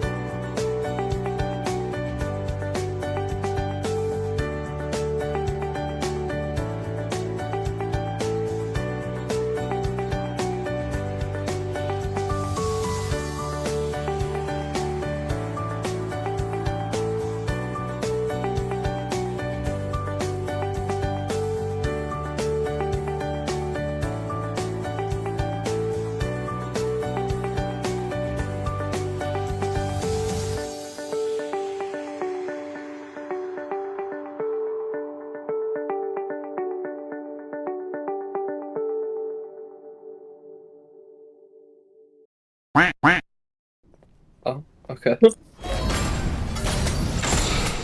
Welcome. What a way to start. Welcome back, everybody. Sorry for that delayed in the pause. We had a little bit of technical issues. The classic. But we are back with the game. Unfortunately, Onohotei, they have used all their pause time, which means their looks like their soul laner is not able to proceed with the rest of the match. So it's just going to be 8 game based. No Wukong action for you right now. So this is going to be a cheeky little 4v5, but Onohotei, they're going to not give it up just yet. They already have that 1-0 lead. They don't want to give up any other games. So this could be an interesting rest of match. Some good farm for the Kamazots to take over all this farm on the right side. But it means that Azure will not have the rotational pressure that he would have normally in the jungle role. Get me in there, Chief. I'll play. Not mid-set, you can't. Give me his account info. I got it. That's illegal. I'm a Shallows player. It's a call-up. You should have started in Deep Sea, let's be honest. Nah, Shallows through and through. But it looks like he is really taking that farm, and you can see the support and mid laner splitting the red and speed. Yeah. So they are going to try to utilize as much of the farm as they can here. And look, if I was Freecast, I would not be complaining, because the sooner he gets all these items online, the sooner he's just able to really dominate some of these, these mid to late game team fights. We do see a nice Hammer of Dawn coming in, looking for the backline, but misses once again. We're seeing Return of the Rat. Misses everything. Deathly, you should be ashamed of yourself right now. Freecast looking for more, but doesn't find any extra damage. Using the ultimate. Thor still around, does find a fear. Here comes the Taiko drums, looking for a target. Some good taunts to keep your Mojo available. Aliso also in. A great pull, also pulls that one in as well. And that is death to Freecast, shutting down that before he gets that 3-kill bounty. But that's a lot of ultimates used just for Freecast. All 3 available in that fight. Yeah, and luckily for this Yamoja, she didn't go that Sentinels because she probably won't be getting that the GP, the gold per 5 buff, you know? Because the Soul Laner's gonna be sitting in base, so it's a good thing to have that War Flag there instead. It's a nice little passive that, yeah, at least I don't think it has gold per 5. But yeah, it's a good use. There we go. I was right. Okay. I was gonna say, you're already thinking about that one. Yeah, it doesn't have gold per 5. But I was like, does that give extra gold? Unlike the Sentinels that the Atlas does. I'm trying to figure out when he's going to Glad Shield. I know he's gonna show it. I mean, it's gonna be the Glass Shield on Atlas. It's Boomhead. Oh yeah, on the Emoja. He was talking about Atlas with the Sentinels, but yeah. Yeah. I thought you were talking about the War Flag. My brain was all over the place. Yeah, you were struggling. that pause gave it to you as well. They're looking for an invade there to try and take that yellow away. Doesn't find the mark just yet, so Freecast is going to secure that farm. But Anher, like we talked about it earlier on in the match during the draft phase, that if Anher gets this lane pressure, he can absolutely bully. Yamoja is going to be pulled in, but Raijin doesn't want to take any of the extra damage, so Deathly Bunny. Here comes Sizzy with a massive ult. He actually lands it, finds the kill onto Freecast. Now Yamoja's next up, a great dash forward through with the Raijin to keep Yamoja in place, and that shuts down 2 members. And already this is a big swing of the game for how Tail Beast needs to be playing this match, and that's just the power of Thor. Hey, he is back. Wukong has made the return, triumphant return. A little bit down, 3 levels down on Crow, but that's no worry for the Monkey Man himself. And he's gonna have that XP spooling being so far behind. Exactly. Not even Boomhead being this far behind is worthy of that XP gains. Catch mechanics go burr. But one thing I do want to point out in terms of the support, so we do actually have Dallo going into that Stone of Binding. I don't know why I said gem. Stone of Binding as that second item instead of going the Prophetics. Like he's going to get a lot of extra damage apply pen for that Raijin. So Deathly Bunny is going to be doing a lot of numbers on this Raijin, which is exactly what you want going into these fights. But the builds look relatively simple. You know, you've got the breastplate going in, but hold that Thor. Raijin taking a lot of damage, forced to dash away. Here comes Azure. Unfortunately, Boomhead trolling his Boomhev peeling his own team away from the enemies, as you're probably molding in the comms right now. Like, bro, come on, I had that. Let me chase him. But he, in classic Yamoja fashion, they just went, no, you are safe with me. And doesn't even let them go out. Proper curfew. Thor is going to try and find some extra damage off of this Yamoja as well, but Yamoja will go find a teammate and heal up eventually. Throw some twos out, use that Omi. But it's going to be a little bit difficult for the Onohotei people to come back into this fight, especially with how much they've had a loss of pressure so far, especially against this Ryzen Thor combo. Yeah, despite what you may think, we are not 25 minutes into game 2.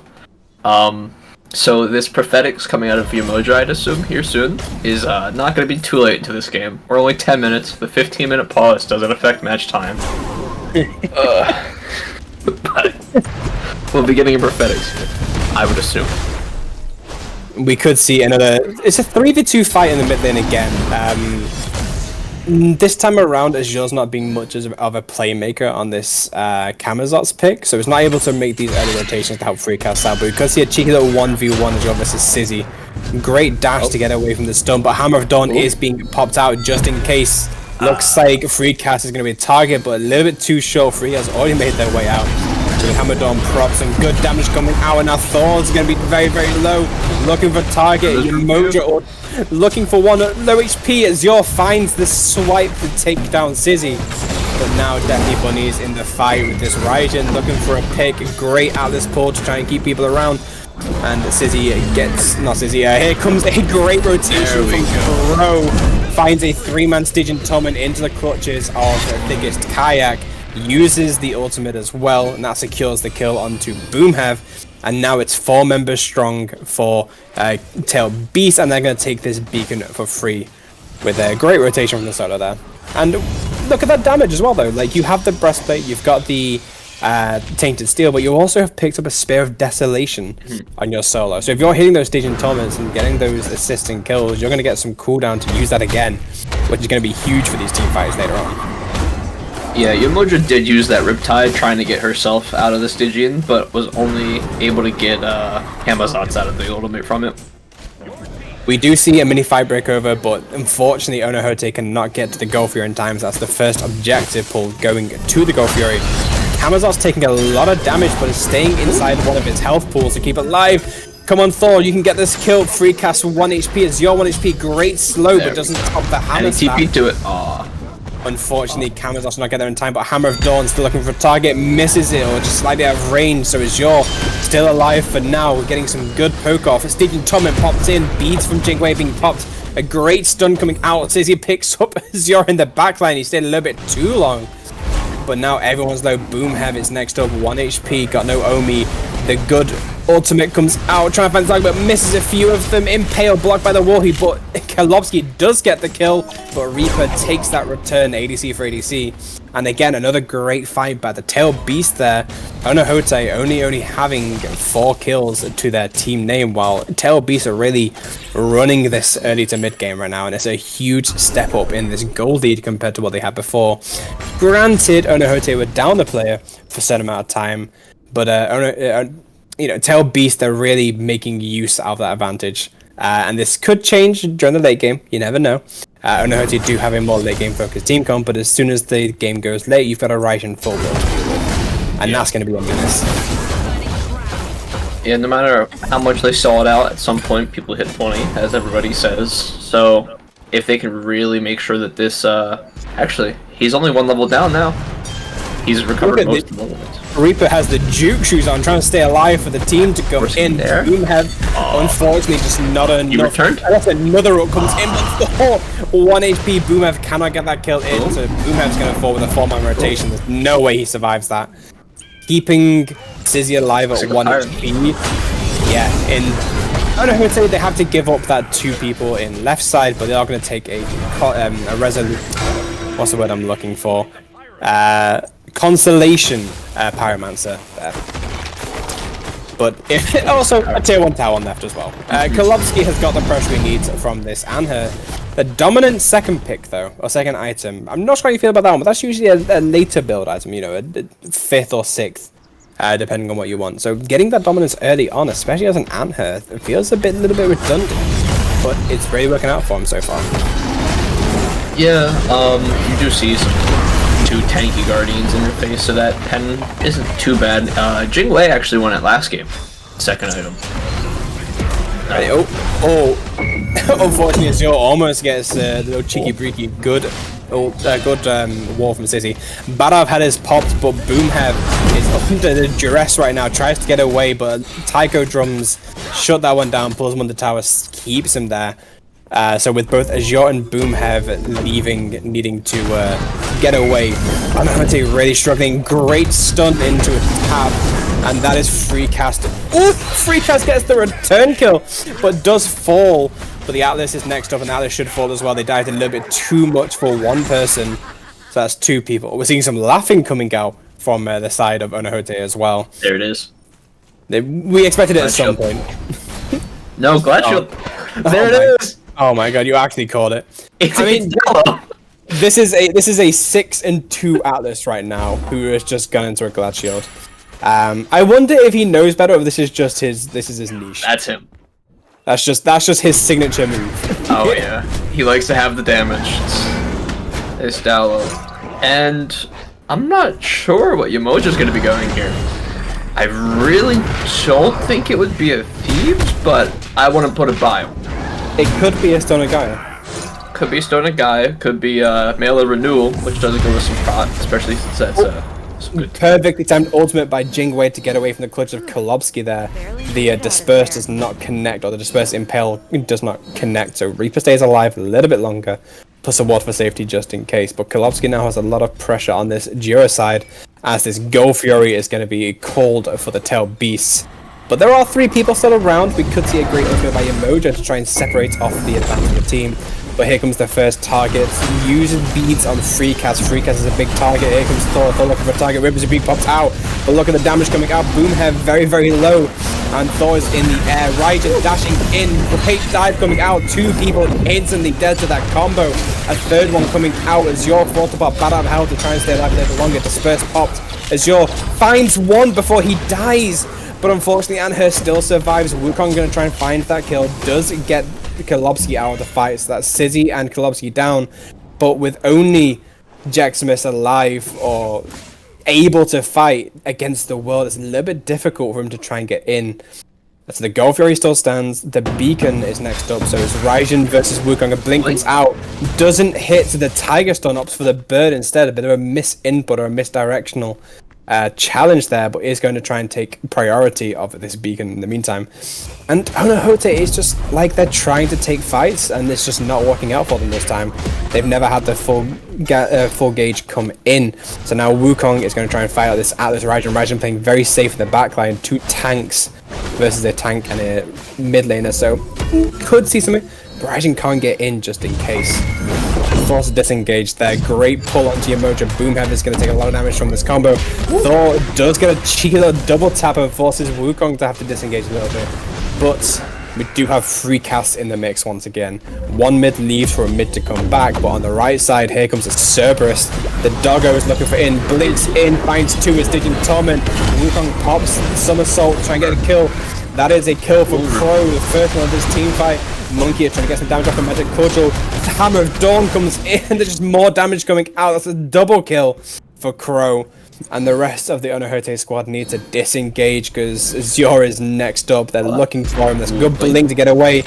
The Hammer doesn't connect, but he is safe and secure for now. But Atlas is still looking for a little bit more trans zone. Reaper's also there, so Thickest Kayak could be in a little bit of danger, but he's going to dash away. That slow means nothing to you when you're slow immune. As this Go Fury comes out, Tail Beast do secure that Primal Fury. And now the aggression can come out. A jump comes out from Cerberus. The Doggo does not land the paralyzing spits. So there is no more fighting for this right now, unless Onohotei wants to play the aggression off this back. But so far, so good for this this Tail Beast squad. They're really playing to their strengths, and Onohotei have no answer for it so far. Yeah, it definitely seems like they've gotten off on a really good lead. Probably some comfort coming out from the Tailed Beast. And definitely, I think, a little bit of a pickup on communication from the last game. They've been able to get a nice lead, secure it well, so their team fights have been playing out a lot better than the previous game. making sure to get advantage of the solo lane occurrence. Yep. But I mean, Yeah. game is game. Yeah, the other thing to talk about is something we kind of touched upon with the Ares in the previous game, but Boomhev is currently 3 levels, so almost 4 levels down, and has 8 deaths to their name. And I'm pretty certain this is a big deciding factor for why Onohotei is not having the strongest time, because you can't play as aggressive as you can in the Ares on this Yamoja pick. Because if you get picked out by any of the CC that the Tail Beasts have, it's very difficult for you to make that return, especially if there's no one else there to help support if the Wukong is not there, or if you don't have free cast there to back you up with damage. And Boomhev is really being punished this time around. Tail Beast learned from the previous game just to not let him get away with the murder that he had. Oh yeah, especially being on Yamoja with such a position orientated god. It's so hard to be on the back foot playing as that god, or just not in a prime position. Especially trying to get those ults off, the good Yamoja 3s. Now heals are heals, just hit a player, does alright.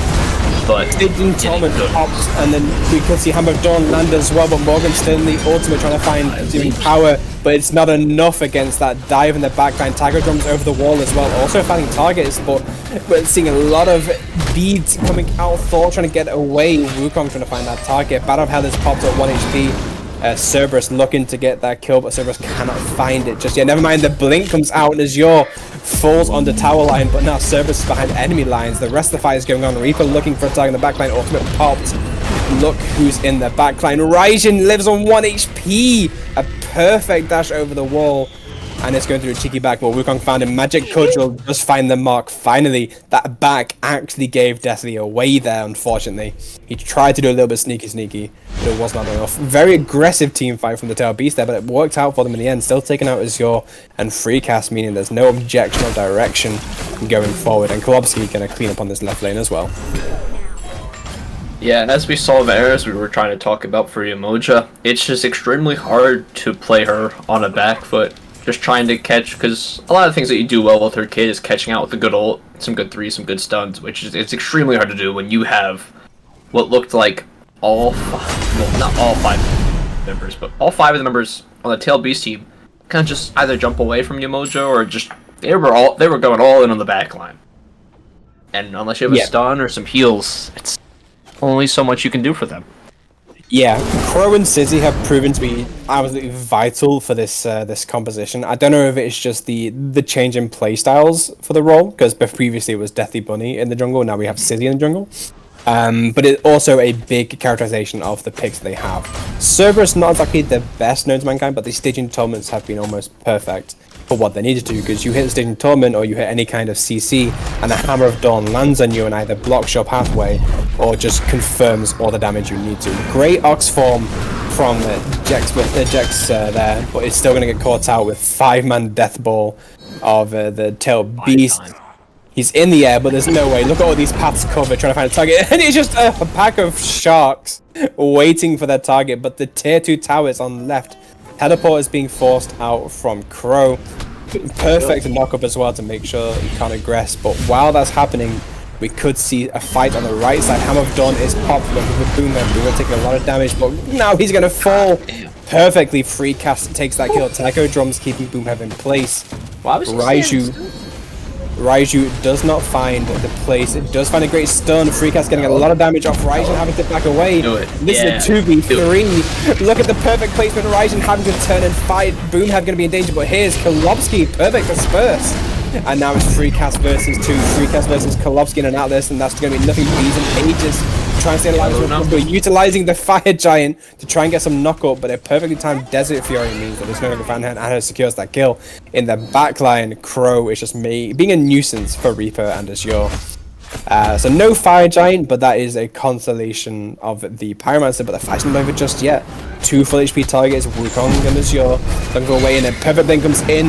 The knockback is good, and there's just not enough damage. Battle of Hell going to secure the kill. Kolobsky is going to fall. Then there's anything more they can pick up right now unless they want to aggress into Atlas. Atlas going to be next up. Misses the 1, or misses the 2 and hits the 1. Atlas looking for a turn kill. Here comes Crow. Staging Torment comes out, finds 1. Beads comes out for Azure, trying to find a target, but in return, so much damage going out to Reaper. Look at that HP bar fall. Reaper is down. Paralyzing Spit almost finds the mark. Yamoja's here to get a little bit of sustain. And here comes the Wukong. He's in. Magic Cudgel. A lot of damage coming out. Who's next? The Atomic Block. Thor gets out just in time with the Perfect Hammer. Wukong trying to get this kill. Taiko Drum's going to keep him alive a little bit longer. Unfortunately, Jackson's got a little bit too hungry for that kill. Now Raiden playing it aggressive. Dash comes out. And look at that absolute shred of Yamodra as Azure backs away. And again, a great team fight by the Tail Beast to turn everything that the Onohotei had against them and use it in their own advantage.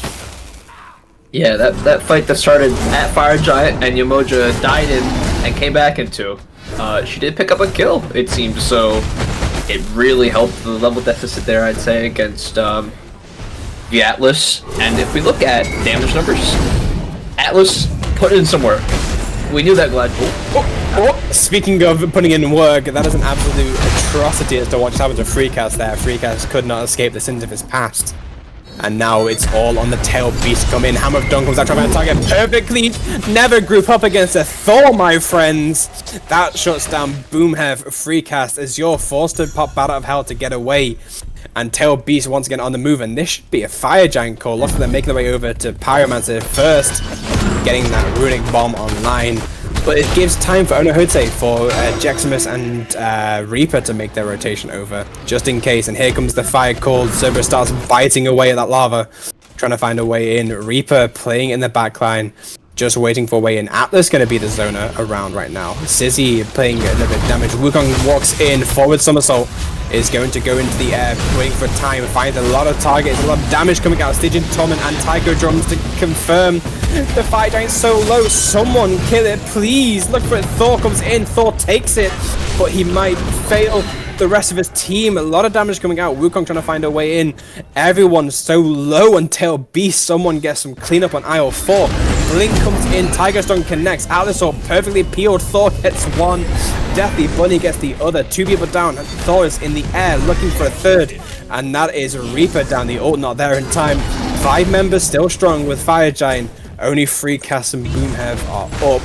And it's a 5 versus 2 with Titans pushing it down mid. This could be a Deicide for Onohotei if they're not careful enough. But they're going to play very, very passively and just let them take what they want. And that's all that the Tail Beast need right now. It's just that little bit of pressure to really exacerbate the lead that they have.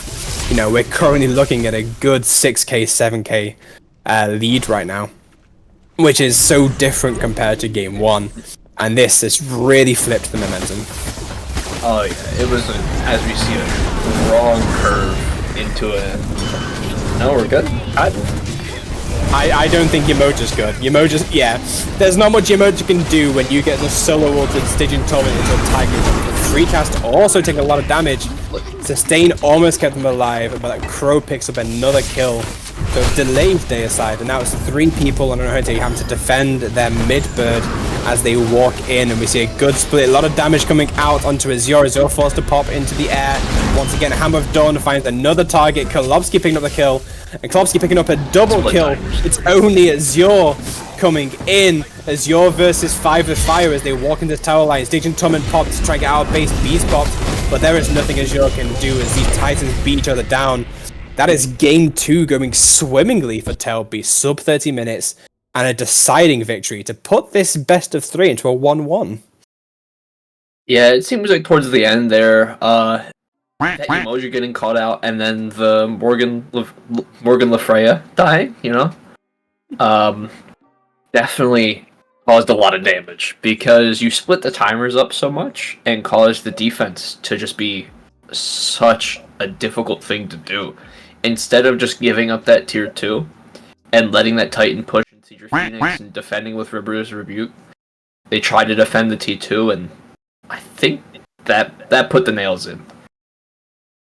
Yeah, no, and I mean, realistically, this draft that they had and this role swap they had proved to be vital for what Tail Beast needed to do, and they just really utilized all the momentum they had of the picks that they had, and Onohotei could not come back from it.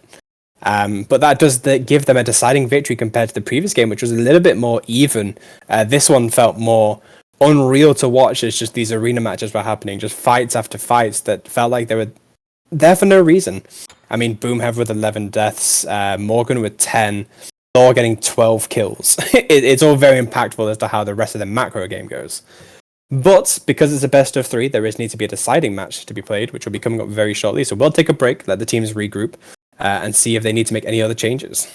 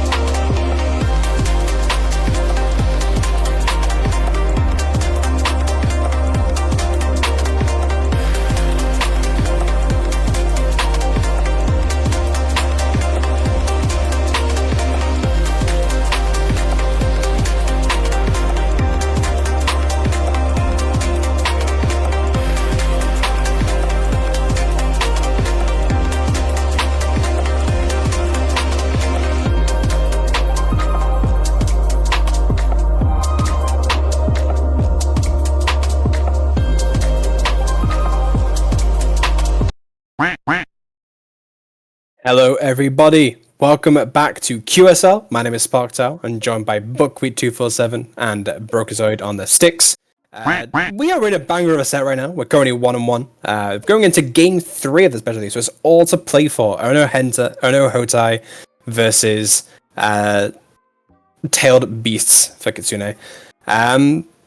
Really good match so far. We had a very even match game 1. Game 2 was more decisive for Tail Beasts after a roster switch up, putting Sizzy in the jungle and Deathly Bunny in the mid lane, which proved to be really good for that turnaround. They really utilized the lead they had, but that could have been due to the drafts alone, and we could see some of those bans coming out once again. We do have Gekko Kujo being first pick once again. But looking at these bans, we could see the return of the Pele so far. We have the Olorun, the Athena, the Chernobog, and the Kamazots being banned out so far. Freya still available. Wukong still available. Pele still available. We do have Thoth being banned out for Gekko Kujo, which is a counterplay against the Sizzy Thoth. But realistically, I don't think Deathly Bunny is going to be the type of person that plays Thoth mid. Going forward, I would have preferred that Raijin ban. That Raijin was cooking game 2. I mean, we could see another swap again, depending on the god availability. We could see another swap. That is an option. Deathly Bunny might make a return to the jungle depending on what's available, but it's a Pele ban on the right side. So this could be a Wukong, this could be a Raijin, this could be a Freya, and we do see the Raijin being picked up on the left side, but still leaves some very good options for Tail Beast. But free cast on this Raijin, I think this is going to be a force to be reckoned with if they're able to get that early aggression. We've seen how he played on the Morgan Le Fay. This is his first time in this set not playing it. Under this more aggressive pick, which I'm going to love to watch, and to see how Tail Beast actually answer to that. Also a big driving force between both game 1 and game 2 is the Thor, which it could be an available pick. So we actually have Wukong and Freya. So Freya locked in for Tail Beasts, and this is going to be a Kolobsky having a very fun time in this duo lane, especially with how much pressure we had on that Anher. But Wukong also locked in for Crow, but again leaves that Thor available on the side of Gekko Kujo, and I'm sure Jexmus is back in the solo lane, but I think Kolobsky has been sorted out. Never mind, it's Cyber. So it is actually a big a switch up. We haven't updated it in the stream visuals, so we do apologize. There's been a lot of changes last minute over the course of the set. A lot of changes over the main roster, but yes. This is the main roster. Interesting. Well, what was posted is main roster. We have not made the change for the call-in right now. But yeah, Freya and Wukong for the side of Kitsune. Ratataska being covered instead of Thor. I think I just prefer to see the Thor here. Maybe take both. Take one for jungle, one for solo. That could be a good set of pickups for Onohotei. But they're still thinking they've still got a fair bit of bank time left available, so they are going to talk this through and think what's going to be the best for us going forward. And it's like I said, there's the Thor lock-in and the Ratataska as well. Rat support? No. Aww. This is clearly Rat mid Raijin jungle. Come on. Yeah. But this is a really good setup for the top 3 picks that you want on this Gekko Kujo side to have this Thor and Raijin combo once again, which proved to be very dominant, especially with the Cerberus. But Freya and Wukong is nothing to laugh at, and they've still got their 3rd pick as well, Dallo picking for them right now. And will we see the return of the Cerberus for game 3? 3 games in a row, just different roles. Do we see the Cerb mid this time around? I mean, maybe. And I do like the pickup with the double global. It kind of stops them, the Tail Beast, from picking it up, and Freya can only stay in the sky for so long. Both Ratataska and Thor just looking down on Freya like, come down anytime. See how that goes. Oh, yeah. Only so long she can be in the air. So it's going to be nice to see this rotation pressure and see how they actually use this dive, especially with the Raijin and the Taiko drums being a good utility, if they use it that way. And he was actually very, seems to be on a different team this time, but as we saw last game, sometimes you can't be afraid to dash in on Raijin. And with how much pressure they have to dive, we might see it. And that's really what it comes down to. It's just the aggression of a Raijin. If you pop Raiju and then Mez dash someone, that person's almost likely dead.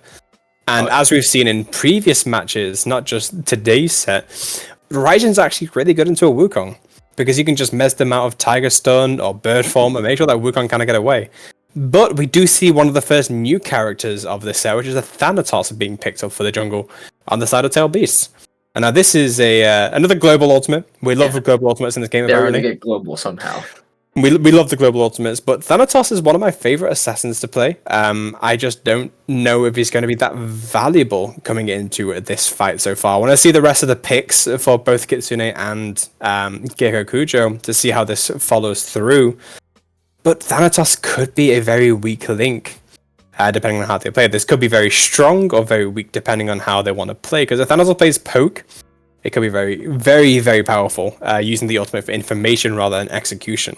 In terms of the bans, though, we do see the return of the Elephant and Ares bans, making sure those supports can never see the light of day again after Boomhef's performance on the Ares, and Ganesh is just a straight-up annoyance to play against. On the flip side, Baba Yaga being banned, as well as the Atlas. No Atlas this time around for Dallas Smash. I think as a Thanatos, it's going to be pretty hard to dive on what they have drafted so far. This Raijin does have some CC immunity, does have a mobility, and also Thor Rat. I think we're just going to see 3 people staring at people in the sky. They're just going to all see each other. Now, given. They're all just waving at each other. Oh, yeah. I'm a not normal person, but Thanatos is in my top 5 supports. Top 5 assassin supports, I mean. So... I mean, there's not many assassin supports, let's be honest. So it's a very low list to begin with. Yeah. When you look at characters like Nisha or Serket. Yeah, Nisha, Serket, you know, I play all of them though. But he's in at least my top 5. I'm playing safe right now. I doubt we see it, but hey, maybe people are having fun. I mean, speaking of having fun, we do see a Nuwa being picked up for Tail Beast. Again, another new character to this set, but Nuwa does do an extraordinary amount of damage. I'm not sure if you've seen the clips with the current build, where the 2-3 combo is doing 1.5k to backlines. That could be a big turning point, especially against a Raijin Thor Ratatasker, to just absolutely shred them. But it's also a big stun, which allows you to get confirmed CC from the Freya and the Thanatos. We do, in return, Gekko Kujo are going to run Boomhead back on the Yemoja, and also going to lock in an Artemis for their ADC. We saw it hovered earlier. Yeah, we did see it hovered in game 1, but they didn't lock it in. They opted for something else. So the Artemis provides another bit of CC for this team, which could be very useful. So I'd like to see how Reaper performs, because this isn't the Jingwei. It's not as safe. It's nowhere near as safe as the Jingwei. So if he gets camped as much as he did previously, especially on the Thanatos, that Artemis could prove to be a very easy kill for Kitsune to just work off and give Kolobsky all this pressure, especially, not Kolobsky, Cyber, on this Freya pick. And Freya is going to be a very dominant force in the lane. That's kind of what Freya does. She's a lane bully in ADC. And I don't think an Artemis is the best way to counteract that. So it leaves a lot of questions onto both sides. You know, you have the Thanatos and you have the Artemis, but looking at these drafts between game 1, game 2, and now game 3, who do you think has the edge? Who do you think is going to come out on top of this best of 3 set? And who do you think is going to be a star performer going to this match? So I do like the Gekko Kujo draft. They have a lot of pressure. The Artemis is kind of my only question, I would say, because you have such a heavy dive, and then you have no mobility besides kind of a movement stim. Even though that board has a lot of pressure, if you do get to that backline, it's just very hard to really get that off in a good position. Despite all that, I still think I would kind of favor Gekko Kujo, but I think the Tail Beast, after last game, they're kind of in a swing. They very much could keep up some pressure, especially with their composition. This early game Kuzumbo, this early game Thanatos, and especially the new WAD to help set up and secure some kills. It might go very good for the Tail Beast. So, just off the rip, I would say I like Gekko Kujo, but just based off God-wise. But I think the players of the Tail Beast can really perform well with the gods they've selected for themselves. Yeah, and I mean, we saw from game 2 the momentum that Tail Beast had, and if they can utilize these picks again to get that early momentum with the Freya, the Thanatos, they've really got a lot they can work with.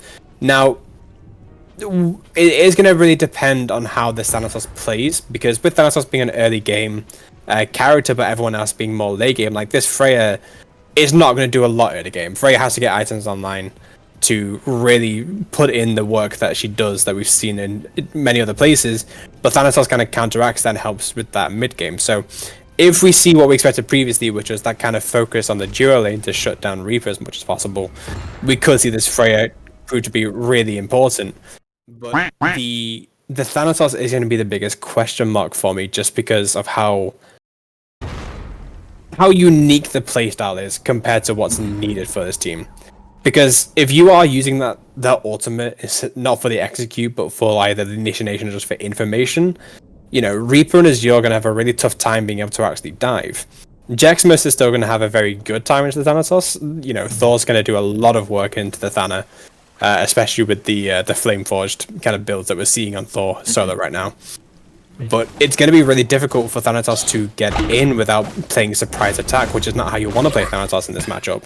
So that leaves a big question mark, and then, like you said, the Artemis. But we are seeing a few changes in the builds. So we're not seeing the usual Thanatos build. They're going into the Jotuns, but instead of the Golden Blade, we're seeing a lot of right now. And the Artemis is opting for the power build, going for that Transcendence first. Yeah, I think I've seen a few Golden Blades. Now, luckily, I am not a ranked spammer, and Thanatos is not a god I see too often, but I know Golden Blade has been a hot topic for his builds recently. He does have Party Punch as well, which, I mean, you got the sim, you got the movement, he'll be getting around. He should be able to make some good use out of it. 3 Party Punches in the map right now. Oh, the yeah. Thor also has Party Punch. Now, I don't have the knowledge off the top of my head about these... Oh, I missed a site. Off the top of my head about the Dalo Kuzumbo build. I don't remember if Glad Shield's in or not, but we'll find out. I mean, it's Dalo, it has to be. If he's not, it's just heresy, you know? Yeah. That's his signature. And I mean, you know, Kuzumbo does make pretty good use out of a Glad Shield. It's not like it's wasted on him. You know, you do get a lot of good cooldown regeneration on, you know, when you use spikes, you get cooldown back on Kappa. So it does allow you to have some good chaining combos as well. So it's definitely not a bad option. So I wouldn't actually mock it this time around. But we are going to see this first rotation. City looking over. Is on the wall, so immediately back around. But look at Yamoja getting grabbed in. Tries to get a stun off, but nothing happens. Meanwhile, Azure again on this left side trying to find a way in. Look at the 1 HP core! Wukong takes the first blood. Rat just getting body blocked by the minions. Doesn't even try and go for the kill onto Crow either. And now Boomhev might also face the same danger. But first blood going to Crow and this Wukong. Very dangerous for Jexmus going forward. In a 1v2 as well. Yeah. Rat just wasn't hitting those autos, just trying to clear the wave as Jexmus just boxing instead. Wasn't enough Party Punch. They didn't bring enough? The punch wasn't alcoholic enough, is what it was. Yeah. There was not enough jungle for this jungle boost. But yeah, I mean, it's a great start. Especially for this team that was already coming off of a pretty good game. Yeah. Nice dash. He's hitting these angles, trying to get these curves into that minion wave, and Boomhev is suffering, taking a lot of damage in return. Look at this little jungle standoff between Azure and Sizzy as well on the right lane, just camping corners, making sure this blue is secured for Jexmus, and I think Azure is going to be playing through solo a lot more than he is going to play through duo this time around, leaving Reaper on that island. Waited for Thor to get the XP there as well, so great patience from Azure. Good Moonstrike coming out from Yoja, hitting the 2, but just no follow-up because Artemis cannot have any pressure. Trying to find this way in. We do see the aggression come out, but no one to help. Yamoja's around just in case. Kuzumbo gonna walk at the Artemis. Doesn't matter, they still get the purple buff from the invade and are gonna get away pretty safely. No, looks like Ryzen does not want to make that rotation. There's not really much use for Ryzen to make that rotation, just going to take that farm on the left side as well. But free casts, if he makes that rotation over, all he's going to do is walk over, waste his ult, and then have bag, because they don't really have kill pressure when they're on the tower. Not this early on anyway. Especially when you just want to get your buckets off. I mean, if they were a little bit earlier on that rotation, Freya, not level 5 yet, it would have been a great kill there, I would say. But the gank on the right, the pressure that they were putting into solo just didn't allow them to get over too quickly to help that purple invade. Yeah, but it's just unfortunate that when you have an Artemis like this going the power build, you do not have pressure at all. So you kind of have to give it up unless you can snipe it with your 3. But unfortunately, when you have no mana, Thanatos looking for an ult, misses the ultimate, but so low. Look at that health from Artemis. Whoop comes out, trying to find a way in, but no in. Artemis gets the kill from the help of the tower. Was the last hit. It might have been a perfectly placed trap. I just couldn't see it from the tower. But that is a failed dive attempt. Dallas Smash falling to the standard PvE once again. That's the second time that's happened. Nuwall ult was also used to start that fight off as well. Yep, it just wasn't enough to secure the kill onto this Artemis. Yeah, Artemis level 4 as well. So she didn't even have access to that ultimate to CC them under tower. That was all just traps, beads, and Emoja stuff. Yeah, and unfortunately for them as well, City didn't die. City was the lowest HP. Here comes a perfectly placed Rivers Rebuke to try and trap out this Freya, but here comes the Boar as well. The Freya's in the air. It's gonna hit. 4-man rotation as Dior steals the kill away from the Boar. And with Dallo having to, with Boomhev having to back, there's a lot of good pressure to secure the rest of the farm in this area.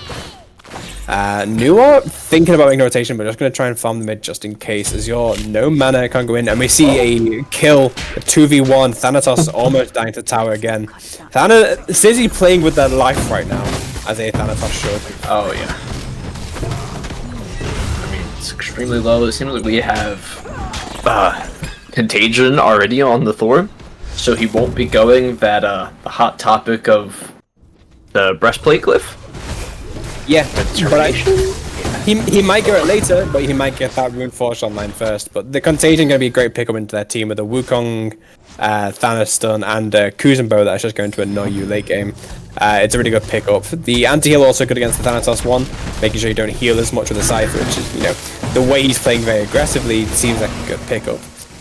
Dash comes out from right to get back into tower. They don't want the Kuzenbo smoke, as you're going to try and find a way into this right lane, but nothing is up. Jexmus reporting to the team there. Freya can look around for some farm as well. We're seeing a lot of just broken up fights, a lot of farm kind of buffering going on, waiting for things to happen. Neither team really wants to play as aggressively as they did in either game 1 or game 2. Both teams are actually just taking it slow for once and farming, which makes a nice little change of pace. Oh yeah. I wouldn't be surprised if we see Kuzenbo the same build as he did on Atlas, right into the Stone and Binding and then Glad Shield. And he actually went the damage. Let me guess. Pridwin. There we go. The damage Pridwin. He didn't get to sell his food though. So, and the game before that because of a good end, catching out Yamoja and all that. I'm expecting the same build to come out there, and Yamoja not going Pridwin this game. Not Pridwin. Speaking of Kuzenbo, great dash, and the Rat 14 Beast to get away, going into the world, trying to stay alive. Thanatos looking for a target, but cannot find the speed necessary, but instead going to land on Boomhev. Boomhev gonna take a lot of damage. This former rotation still not enough. Can you get out in time? They're looking for it. Look at the Wukong. You forced to use somersault, trying to get the kill. Omi regen popping up. Crow trying to find that way in, but Yamoja staying alive for so long. Sizzy does fall, but so does Boomhev. Thor also made the rotation over to take out Crow, the opposing solo later. Raijin going in. Nuwa's health proccing from the Contagion. And here it comes in. Great double tap from Thor to get that double kill coming in. And perfect stun as well. Can they finish off the turtle? They can't. No turtle soup just yet. But great rotation from Onohotei to secure the life of one Boomhev for 3 members of Tail Beast. And now the game has turned in Onohotei's favor. We're seeing a repeat of game 1. Yeah, what were we talking about? The change of, I think it was change of pace before that broke out? Yeah. To be fair, it's not continuous fighting just yet. It's not like there's not a 3-minute, 4-minute long fights going on. Oh yeah. But sadly, it seems like definitely did not have the access to the ult when Yamoja was escaping at extremely low health, and also when Azure was escaping through the world tree. Just didn't have that easy damage to secure it. Thanatos forced to go in. I know he died, but Boomhev staying alive that long was criminal. Yeah. There's no way anyone should survive that long, just ducking and weaving all of the abilities that Crow was putting onto him. I'm not sure what's happening with Boomhev. Boomhev getting a little bit tired there. He was body blocking a ward. He was body blocking a ward. Interesting. Yep. I know what he was doing. He was body blocking a ward. For sure. Great ultimate force to back the Freya away, but here comes the Rat. Rat misses the dash, but now going to come in. Here comes Thor. Sizzy looking for a way in, trying to find this target, but just holding. Lands on Reaper and just demolishes him. It's done. But the rest of the team is here. Raijin in the backline, trying to find 3. The ultimate comes out, doesn't use the taunt to keep him in, so Thanatos is going to get away, play very safe around this corner. Boomhev looking for Ray in, trying to find a target to come in. The Nuwa using the mist to try and play safe, trying to get some distance between them and this Yemoja. But there's just a lot going on right now. The Thanatos coming around the left side. Here comes the ultimate Rivers Rebuke comes out, but Thanos in the backline. Thanos needs to be very careful. Raijin going to try to find a way in. Look at that damage coming out. Nuwa using the bees to come on, 1 HP.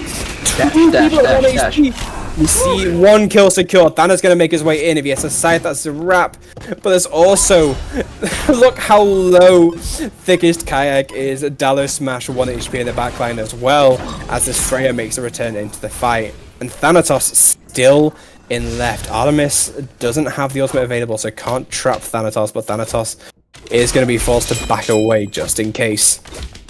And yeah, long-winded fight. We made the joke about it not being arena, but we're back. You know, we all expect it at some point. There's going to be a little bit of mayhem every here and there. Also, pretty sure that binding's coming out from Kuzumo already. I'm expecting the same build. My predictions are right. Thanatos is ulting in and looking for Hovering Death to try and find a replay once again, but misses. Great ultimate, gets 2. Look at the damage coming out, trying to find someone, but Thanatos is not there. Trying to stay alive a little longer. Speaking of which, using Taiko Drums, Nuwa should fall pretty easily there. Uses the ult just in case to try and get survive. What a great pull! Unfortunately, it's a Boomhead. The support's not going to take a lot of damage from that tower. But still alive. Meanwhile, Cyber gets a cheeky little solo kill onto Reaper. And now, speaking of solos, as you're playing very aggressively, as Thanatos make the return in. Here comes the Wukong. Wukong misses the cudgel, trying to find their way in. The ultimate lands, somersault, but perfect peel from Raijin. The Mez stops that Wukong from coming in, but Thor's made the return. Finds the double tap, but doesn't get extra damage. And that fight seems to be over, saving Private Azure right there, as Freya split pushing this left lane. Yeah, you're getting that down to half health, but I mean, you don't want to take it out too early. It seems like a good time if you wanted to. Just being a non-traditional ADC, probably not able to auto down that tower as much as they would have wanted. Beacon coming up as well. Beacon's coming up, and Onohotei cannot really contest it, but Azure is going to try along with the help of the free casts, looking for a way in. The dash comes in, they're looking for that Nuwa immediately. Who cares about the turtle? Raiju's damage, unparalleled, shutting down the Mystical Lady themselves, trying to find a way into Kuzumo. Kuzumo revolving shell spikes. What a great Riptide from Yemoja to stop that Kuzumo dash, and that's Kuzumo down. Raijin 1 HP, cannot body block the auto, so Sizzy picks up that kill onto Raijin. Free cast cannot confirm another kill for that team, but that's 2 people down and the beacon in return for Raijin, and I think that's okay, but Thanatos is going to get a lot of farm off that, because that was a 3-kill shutdown on the bounty, sorry, 4-kill shutdown on the bounty. Which gives a nice little gold boost, and we see the Hydras online. We're gonna see the, I think, Crusher come out next. Looking for a fight.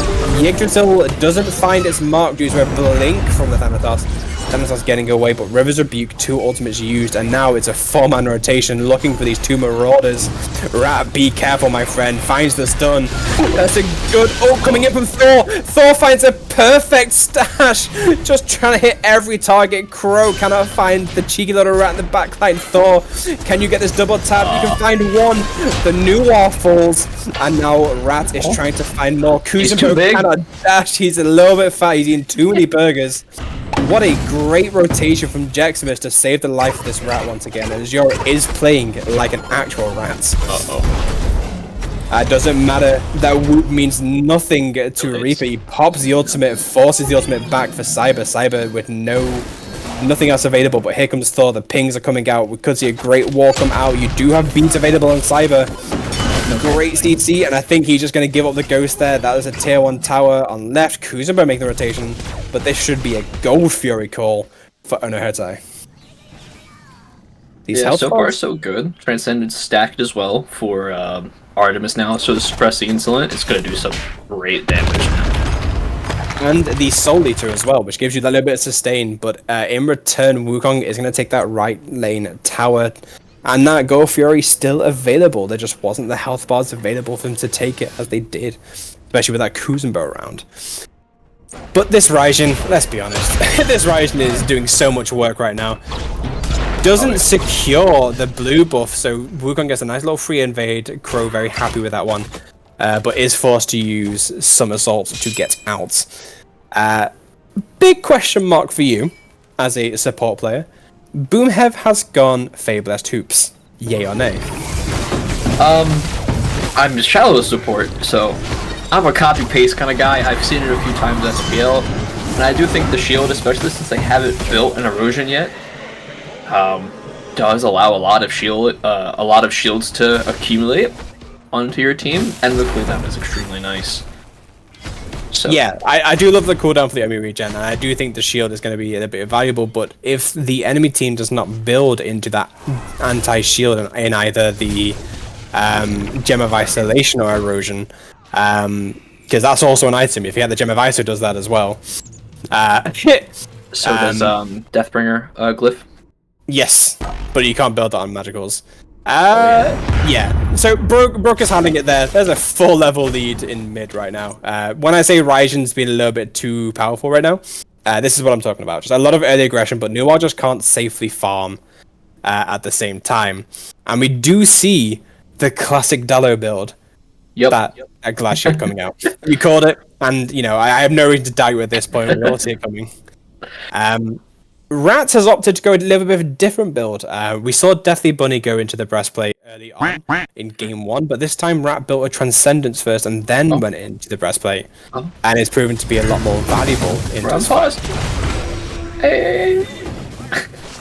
There's a lot going on right now. Still trying to find a target. Crow uses Somersault to get back into the fight. A lot of ults coming out. Taiko Drums also a little bit late. Great ultimate from Artemis.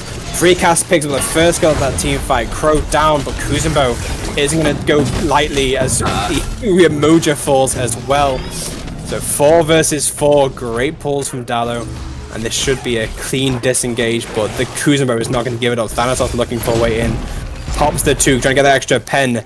Thor does not find the mark on the wall there, so is he going to still stay full HP as this team fight is progressing? Meanwhile, Cyber gets the tier 1 tower left, misses the chance for the rotation, so instead they're going to take as much farm as possible. Tail Beast still ahead in farm, even though they're down in kills right now. And it does seem like so Artemis hasn't been played too recently in SPL, but it does seem like they're going some Hammer. I'm assuming Crusher or something along those lines, maybe even a Brawlers. But okay. But usually in this spot, I think we see Failnut a lot of the times. Yes, if you go into some more of the attack boost, if you go Crusher into Failnut, you're allowed to have a little bit of extra crit going forward, but it takes a little bit of time for you to get online with that. But the Artemis is struggling in lane against this Freya because Freya is such a late game bully. You know, you've got the Demonic, you've got the Talkines available, but you've also got Hasten, so if you start that fight, that Freya is going to end the fight. And we are seeing that final ring being built on the Cyclopean, so that's going to be some kin-sized extra damage going forward for this Freya. So Freya's going to be very prevalent in these team fights going forward. But we can't just take autos missed?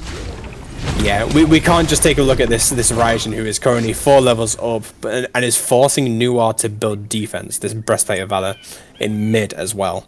Just with how much pressure that this Onohotei squad has, means that it's really going to struggle for them. And we do see Thor going off into the Flameforged, or going off into the Runeforged, hopefully into Flameforged soon. Speaking of, Freya uses the Whoop but Yamoja, it's not going to do much for great pull, but there's just no one here yet. Artemis, here we found that way in. 2 Riptides to body block. Rivers Rebuke is popped a little bit early as the rest of the team comes in. Yeah, Reaper does not want any of this right now. 3-man rotation comes out. Ultimate pops out. Here comes Sizzy, the 4-man. Everyone is making that rotation over. Azure finds one in the backline, but Artemis is being dived by a Wukong as well. Azure's going to have to disengage as well. The rest of the team is just not there. Taiko drums to push away. Freya is absolutely bopping right now. Come on, Thor finds a perfect Hammer of Dawn to come in. Takes out the ADC, and now Thor's in the backline looking for this Nuar. Great stun coming out. Nuar picks up Boomhev, but Azure does pick up the Sizzy as well. So now it's Thor versus 3. Look at that damage coming out from Nuar. Absolutely demolished. Azure is in. Forced to use beats early, but can they get away? The Wukong is finding their way. Nuar ult is popped, trying to find that extra damage, but it's not enough to kill this rat just yet. Nice little shield from Mojo to come back to this fight, and that was a very even fight on both sides. Both teams lost a big sacrifice, but both teams are also still in this fight. Carry on going. Look at the damage coming from Raijin, already a quarter of HP on this tank. But both teams have to disengage. They can't aggress without losing too much right now. Seems like we have a Dawnbringer instead of the Runeforge Hammer there. That has to be a misclick, right? We've had a lot of them this set, so... That has to be a misclick. there's no way you don't go Runeforge on a team with this much CC. It does seem like that fight over there in the dual lane was very spread out, and a lot of just calls seemed just cluttered. It seems like no one was on a direct thing. They weren't really together for that fight. Yamoja using the River's Rebuke when the Artemis just wanted to farm. So yeah. Boomev was just like, I'm gonna 1v1 this Freya, and then almost died to the 1v1 with Freya. Yeah. We had Reaper walk up, suppress the incident, and just kind of walk away like, I've done my job. Yeah, and it does like Fail Not will be coming out on the Artemis as well. We do see the Brawlers being picked up as well, so we're not going to overcap on the cooldown with the Jotuns. That will give us 30% of that cooldown, which is really what you really need with the Suppress and the Ultimates. And it does do a lot of damage. Realistically, anyone being able to crit after that Fail Not proc is going to be so valuable for characters like Raijin and Azure. Or even just Jaximus lands on someone, gets those free auto cancels, that's also going to proc the Fail Not. Which means you could be getting some big damage numbers if you're working on one target together.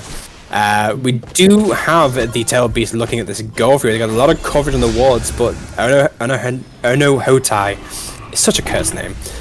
Looking for their way in as this Golf Fury comes down. Artemis getting a lot of damage, but Tail Beast do secure the 50-50.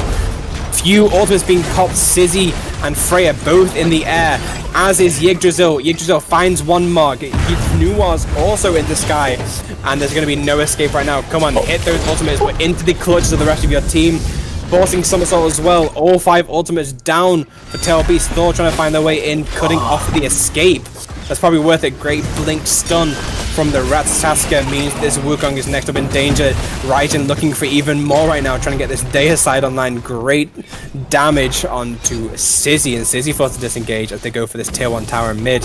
But Sizzy doesn't want to give it up just yet. No ultimate on either support or jungle means that Onohotei have the advantage. They take the tier 1 and go take the Pyromancer as their follow-up. Okay, someone did go Rat-Wet Runeforge late. I'm slightly expecting this Thor, as we saw him in a previous game, go Absolution. I think it's going to be a good pickup as well, diving into this Kuzenbo and this Freya, especially the Nuwa. You're going to be avoiding a good chunk of CC. Because it seems like as soon as he engages, he's getting hit by a lot of it, not really allowing him to get off as much of this kid as he wants. That's what I'm expecting. If it's picked up or not, we'll have to see once he gets the goal. It won't be a Pestilence, because he's already got Contagion. It won't be a Heartwood. There's no reason for that to Heartwood at this point. Might not be a Pestilence. If it's a Pestilence, I'm going to be very concerned with this Jaximus build. Jaximus is cooking, and we don't know what it is right now. Speaking of cooking, Boomhev is still trotting the line right now as 3 people looking to aggress over this beacon. Sizzy misses the ultimate, threads the needle between all 3 members of Onohotei there. and is forced to disengage. I'm taking a lot of damage and poke and rising. Taiko drums come out looking for a target. Thorns in, forces Nuwa, beats Aegis, trying to find a way in somersault out. Nuwa ult in the sky. Everyone looking in, look at the damage coming out. Wukong very, very low, trying to find their way in. The entire team falling for the Tail Beast. Kuzenbo forced to use Wadu Grave to try and peel the rest of the team. We're 5 members strong of Onohotei with not many health bars low apart from Reaper. That's going to take that beacon for free and can make any rotations they want to at this point. That tier 1 tower on the left is still available, but you got the tier 2 in mid, tier 2 in right. Freya doing their best to defend the left lane. Maybe do some split pushing, but going to make that rotation into mid. And just a very close team fight for Onohotei there. Tail Beast just couldn't find their way in. This Nuwa pick is proving to be very easy to dive. The second that Thor is able to walk at this Nuwa, it's just BZ just try and survive as long as possible. And it's not working out for Deathly Bunny as much as he hopes he is. Yeah, it seems like it's been very hard for them to get their feet under them. They did have a very good early game, I would say. Just at some point in the game, they had some good kills, and this Raijin just got so far ahead, was able to do so much in these team fights, and they've just been struggling to put him down. After that one shutdown? Yep. And then, speaking of shutdowns, we do see a little bit of regression coming up on Onohotei as they look for this Fire Giant pull. They force City to ult away early on as the Titans are fighting in mid and are calling for a Fire Giant at 25 minutes, and there's just nothing that Tail Beast are able to get into without City having that information there. Good zoning potential from the rest of the squad. Ratataska looking for a way in, but Thor looking in. Perfect Hammer of Dawn finds 2 or 3. Ratataska is coming in, finds the choke, but doesn't have enough damage for the rest of the team to come in. Taiko drums looking in. Look at the damage coming out for the rest of the team. Perfect River's Rebuke. The chokehold of death. Can the Kitsune team come along? They can't. Wukong gets a somersault over the wall. Mez follows that Wukong, and that is 3 members down for Tail Beast. Nuwa 1 HP. Critical health in the backline. Push these Titans out. The Titans are very low on both sides because they've just been beating each other. But what a decisive fight for Onohotei there. They take the Fire Giant, and off the CC that Jexmus provides and the follow-up from the entire team with all the ultimates being popped just meant that Kitsune couldn't really fight back. They had to use everything to try and survive and play safe, but there's just a barrage of abilities and autos coming out. Tail Beasts are under duress once again. Cyber's being forced into Valkyrie, trying to get away, but perfect stun. Aegis does not save you there. Freecast taking that gun to Cyber. Thanatos is going to ult in, looking for Hovering Death. They're all grouped up, but he's going to decide not to go in because he would, pretty safely die there. So they're going to take that Phoenix, disengage, and start looking at where else they can push, and this could be another Gold Fury, the Primal Fury going down for Onohotei. Yeah, Pyromancer is still up. I do prefer Pyromancer. I like the bomb. It allows a lot of pressure, especially since they still have some time on the Fire Giant. Now, given they're on the left side of the map, so they're probably just going to get this Gold Fury, go do some Oh? Go do some towers is what I was thinking. He didn't finish that item on Thor? Yeah, Okay. he skipped over it and just went, I can get a full Pridwin. And decides to just buy it outright. And the glyph? And the glyph.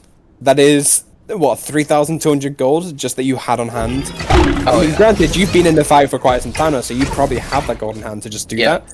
And that's Fire more than Giant, likely worth towers. it. Because that's more cooldown for you. And you will all have a little bit of cooldown on Thor. Seeker. Alright.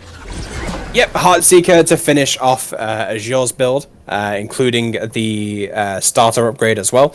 And Azure is currently deathless in this match. Just like Crow was in Game 1, that's Cerberus. We have another deathless gamer so far, but Azure could throw it all away. He might go down in history in this Game 3. We never know, but he's playing this rat extremely safely, extremely well. But we can't deny that his team has been really backing him up with all the plays he's been making as well. If a call is made to go on a target, the team is there. Even with Jexmus ulting in with Hammer of Dawn, we're seeing a lot of the same thing. he could either be zoning by himself, but realistically the entire team is just like, let's all just go in as one person. Speaking of which, Ratataska looking for a way into their backline, Thanatos in the air, Sizzy finds the mark but isn't able to secure a kill, Nuwa in the air, and now we have Yggdrasil being popped out, a lot of damage coming out, forcing somersault from Crow. Crow's gonna have to disengage to get back to the team.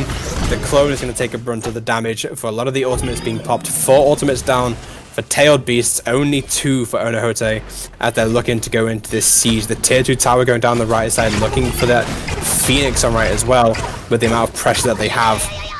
And they're still very healthy. They've still got a lot to go for, but it looks like they're going to disengage and not go for the Phoenix instead. Opt to play a little bit safer. Maybe they start looking for the Fire Giant that's going to come up shortly in the next couple of minutes or so. Yeah, Fire Giant's probably coming up in about like a minute 15 seconds. They don't really seem to have too much ward pressure, and with having these double globals, just hold it. Yeah, I was going to say, there really isn't anything else he would have gone in that tree, but if you want them, never mind, he sold it again. We are being bamboozled. What is Jex doing? Jex is having a midlife crisis. He sells all that magical demons for a spirit robe. And granted, that's okay. Spirit robe is a perfectly fine item to go into the comp. Like you said before, he lands and then gets CC'd quite heavily by this cruiser. So Spirit robe's going to give him a lot more mitigations to survive and get the kid off a little bit longer. So I think that's a perfectly fine split off change. But what a roller coaster of items he just went through. Thanatos going to use... Yeah, River's Rebuke was a little bit of a wasted ultimate there as Thanatos was charging Hovering Death. But Sizzy gets away for free as well with the ultimates. And now 5 members strong of Onohotei. They're all looking around. Raijin playing behind the support. You love to see it. Waiting for a target in. And here comes the dash. There's a lot of CC coming out onto Crow. Crow forced to use somersault immediately. But on the left side, Nuha's going to take a lot of damage. Forced into the air. We're popping Taiko jumps to secure that kill. Turn the turtle away as the rest of the team is going into that backline. Frag finds a good whoop. Ratataska 1 HP, forced to disengage. Raiju is throwing damage all over the area. The Mez comes out, trying to find a target. Look at the damage, these cooldown change. Jeximus picks up 2 with the Cyber. Very low HP for the rest of the team. And this is going to be a Phoenix down on the right side. They still have the tower left, but 3 members still strong.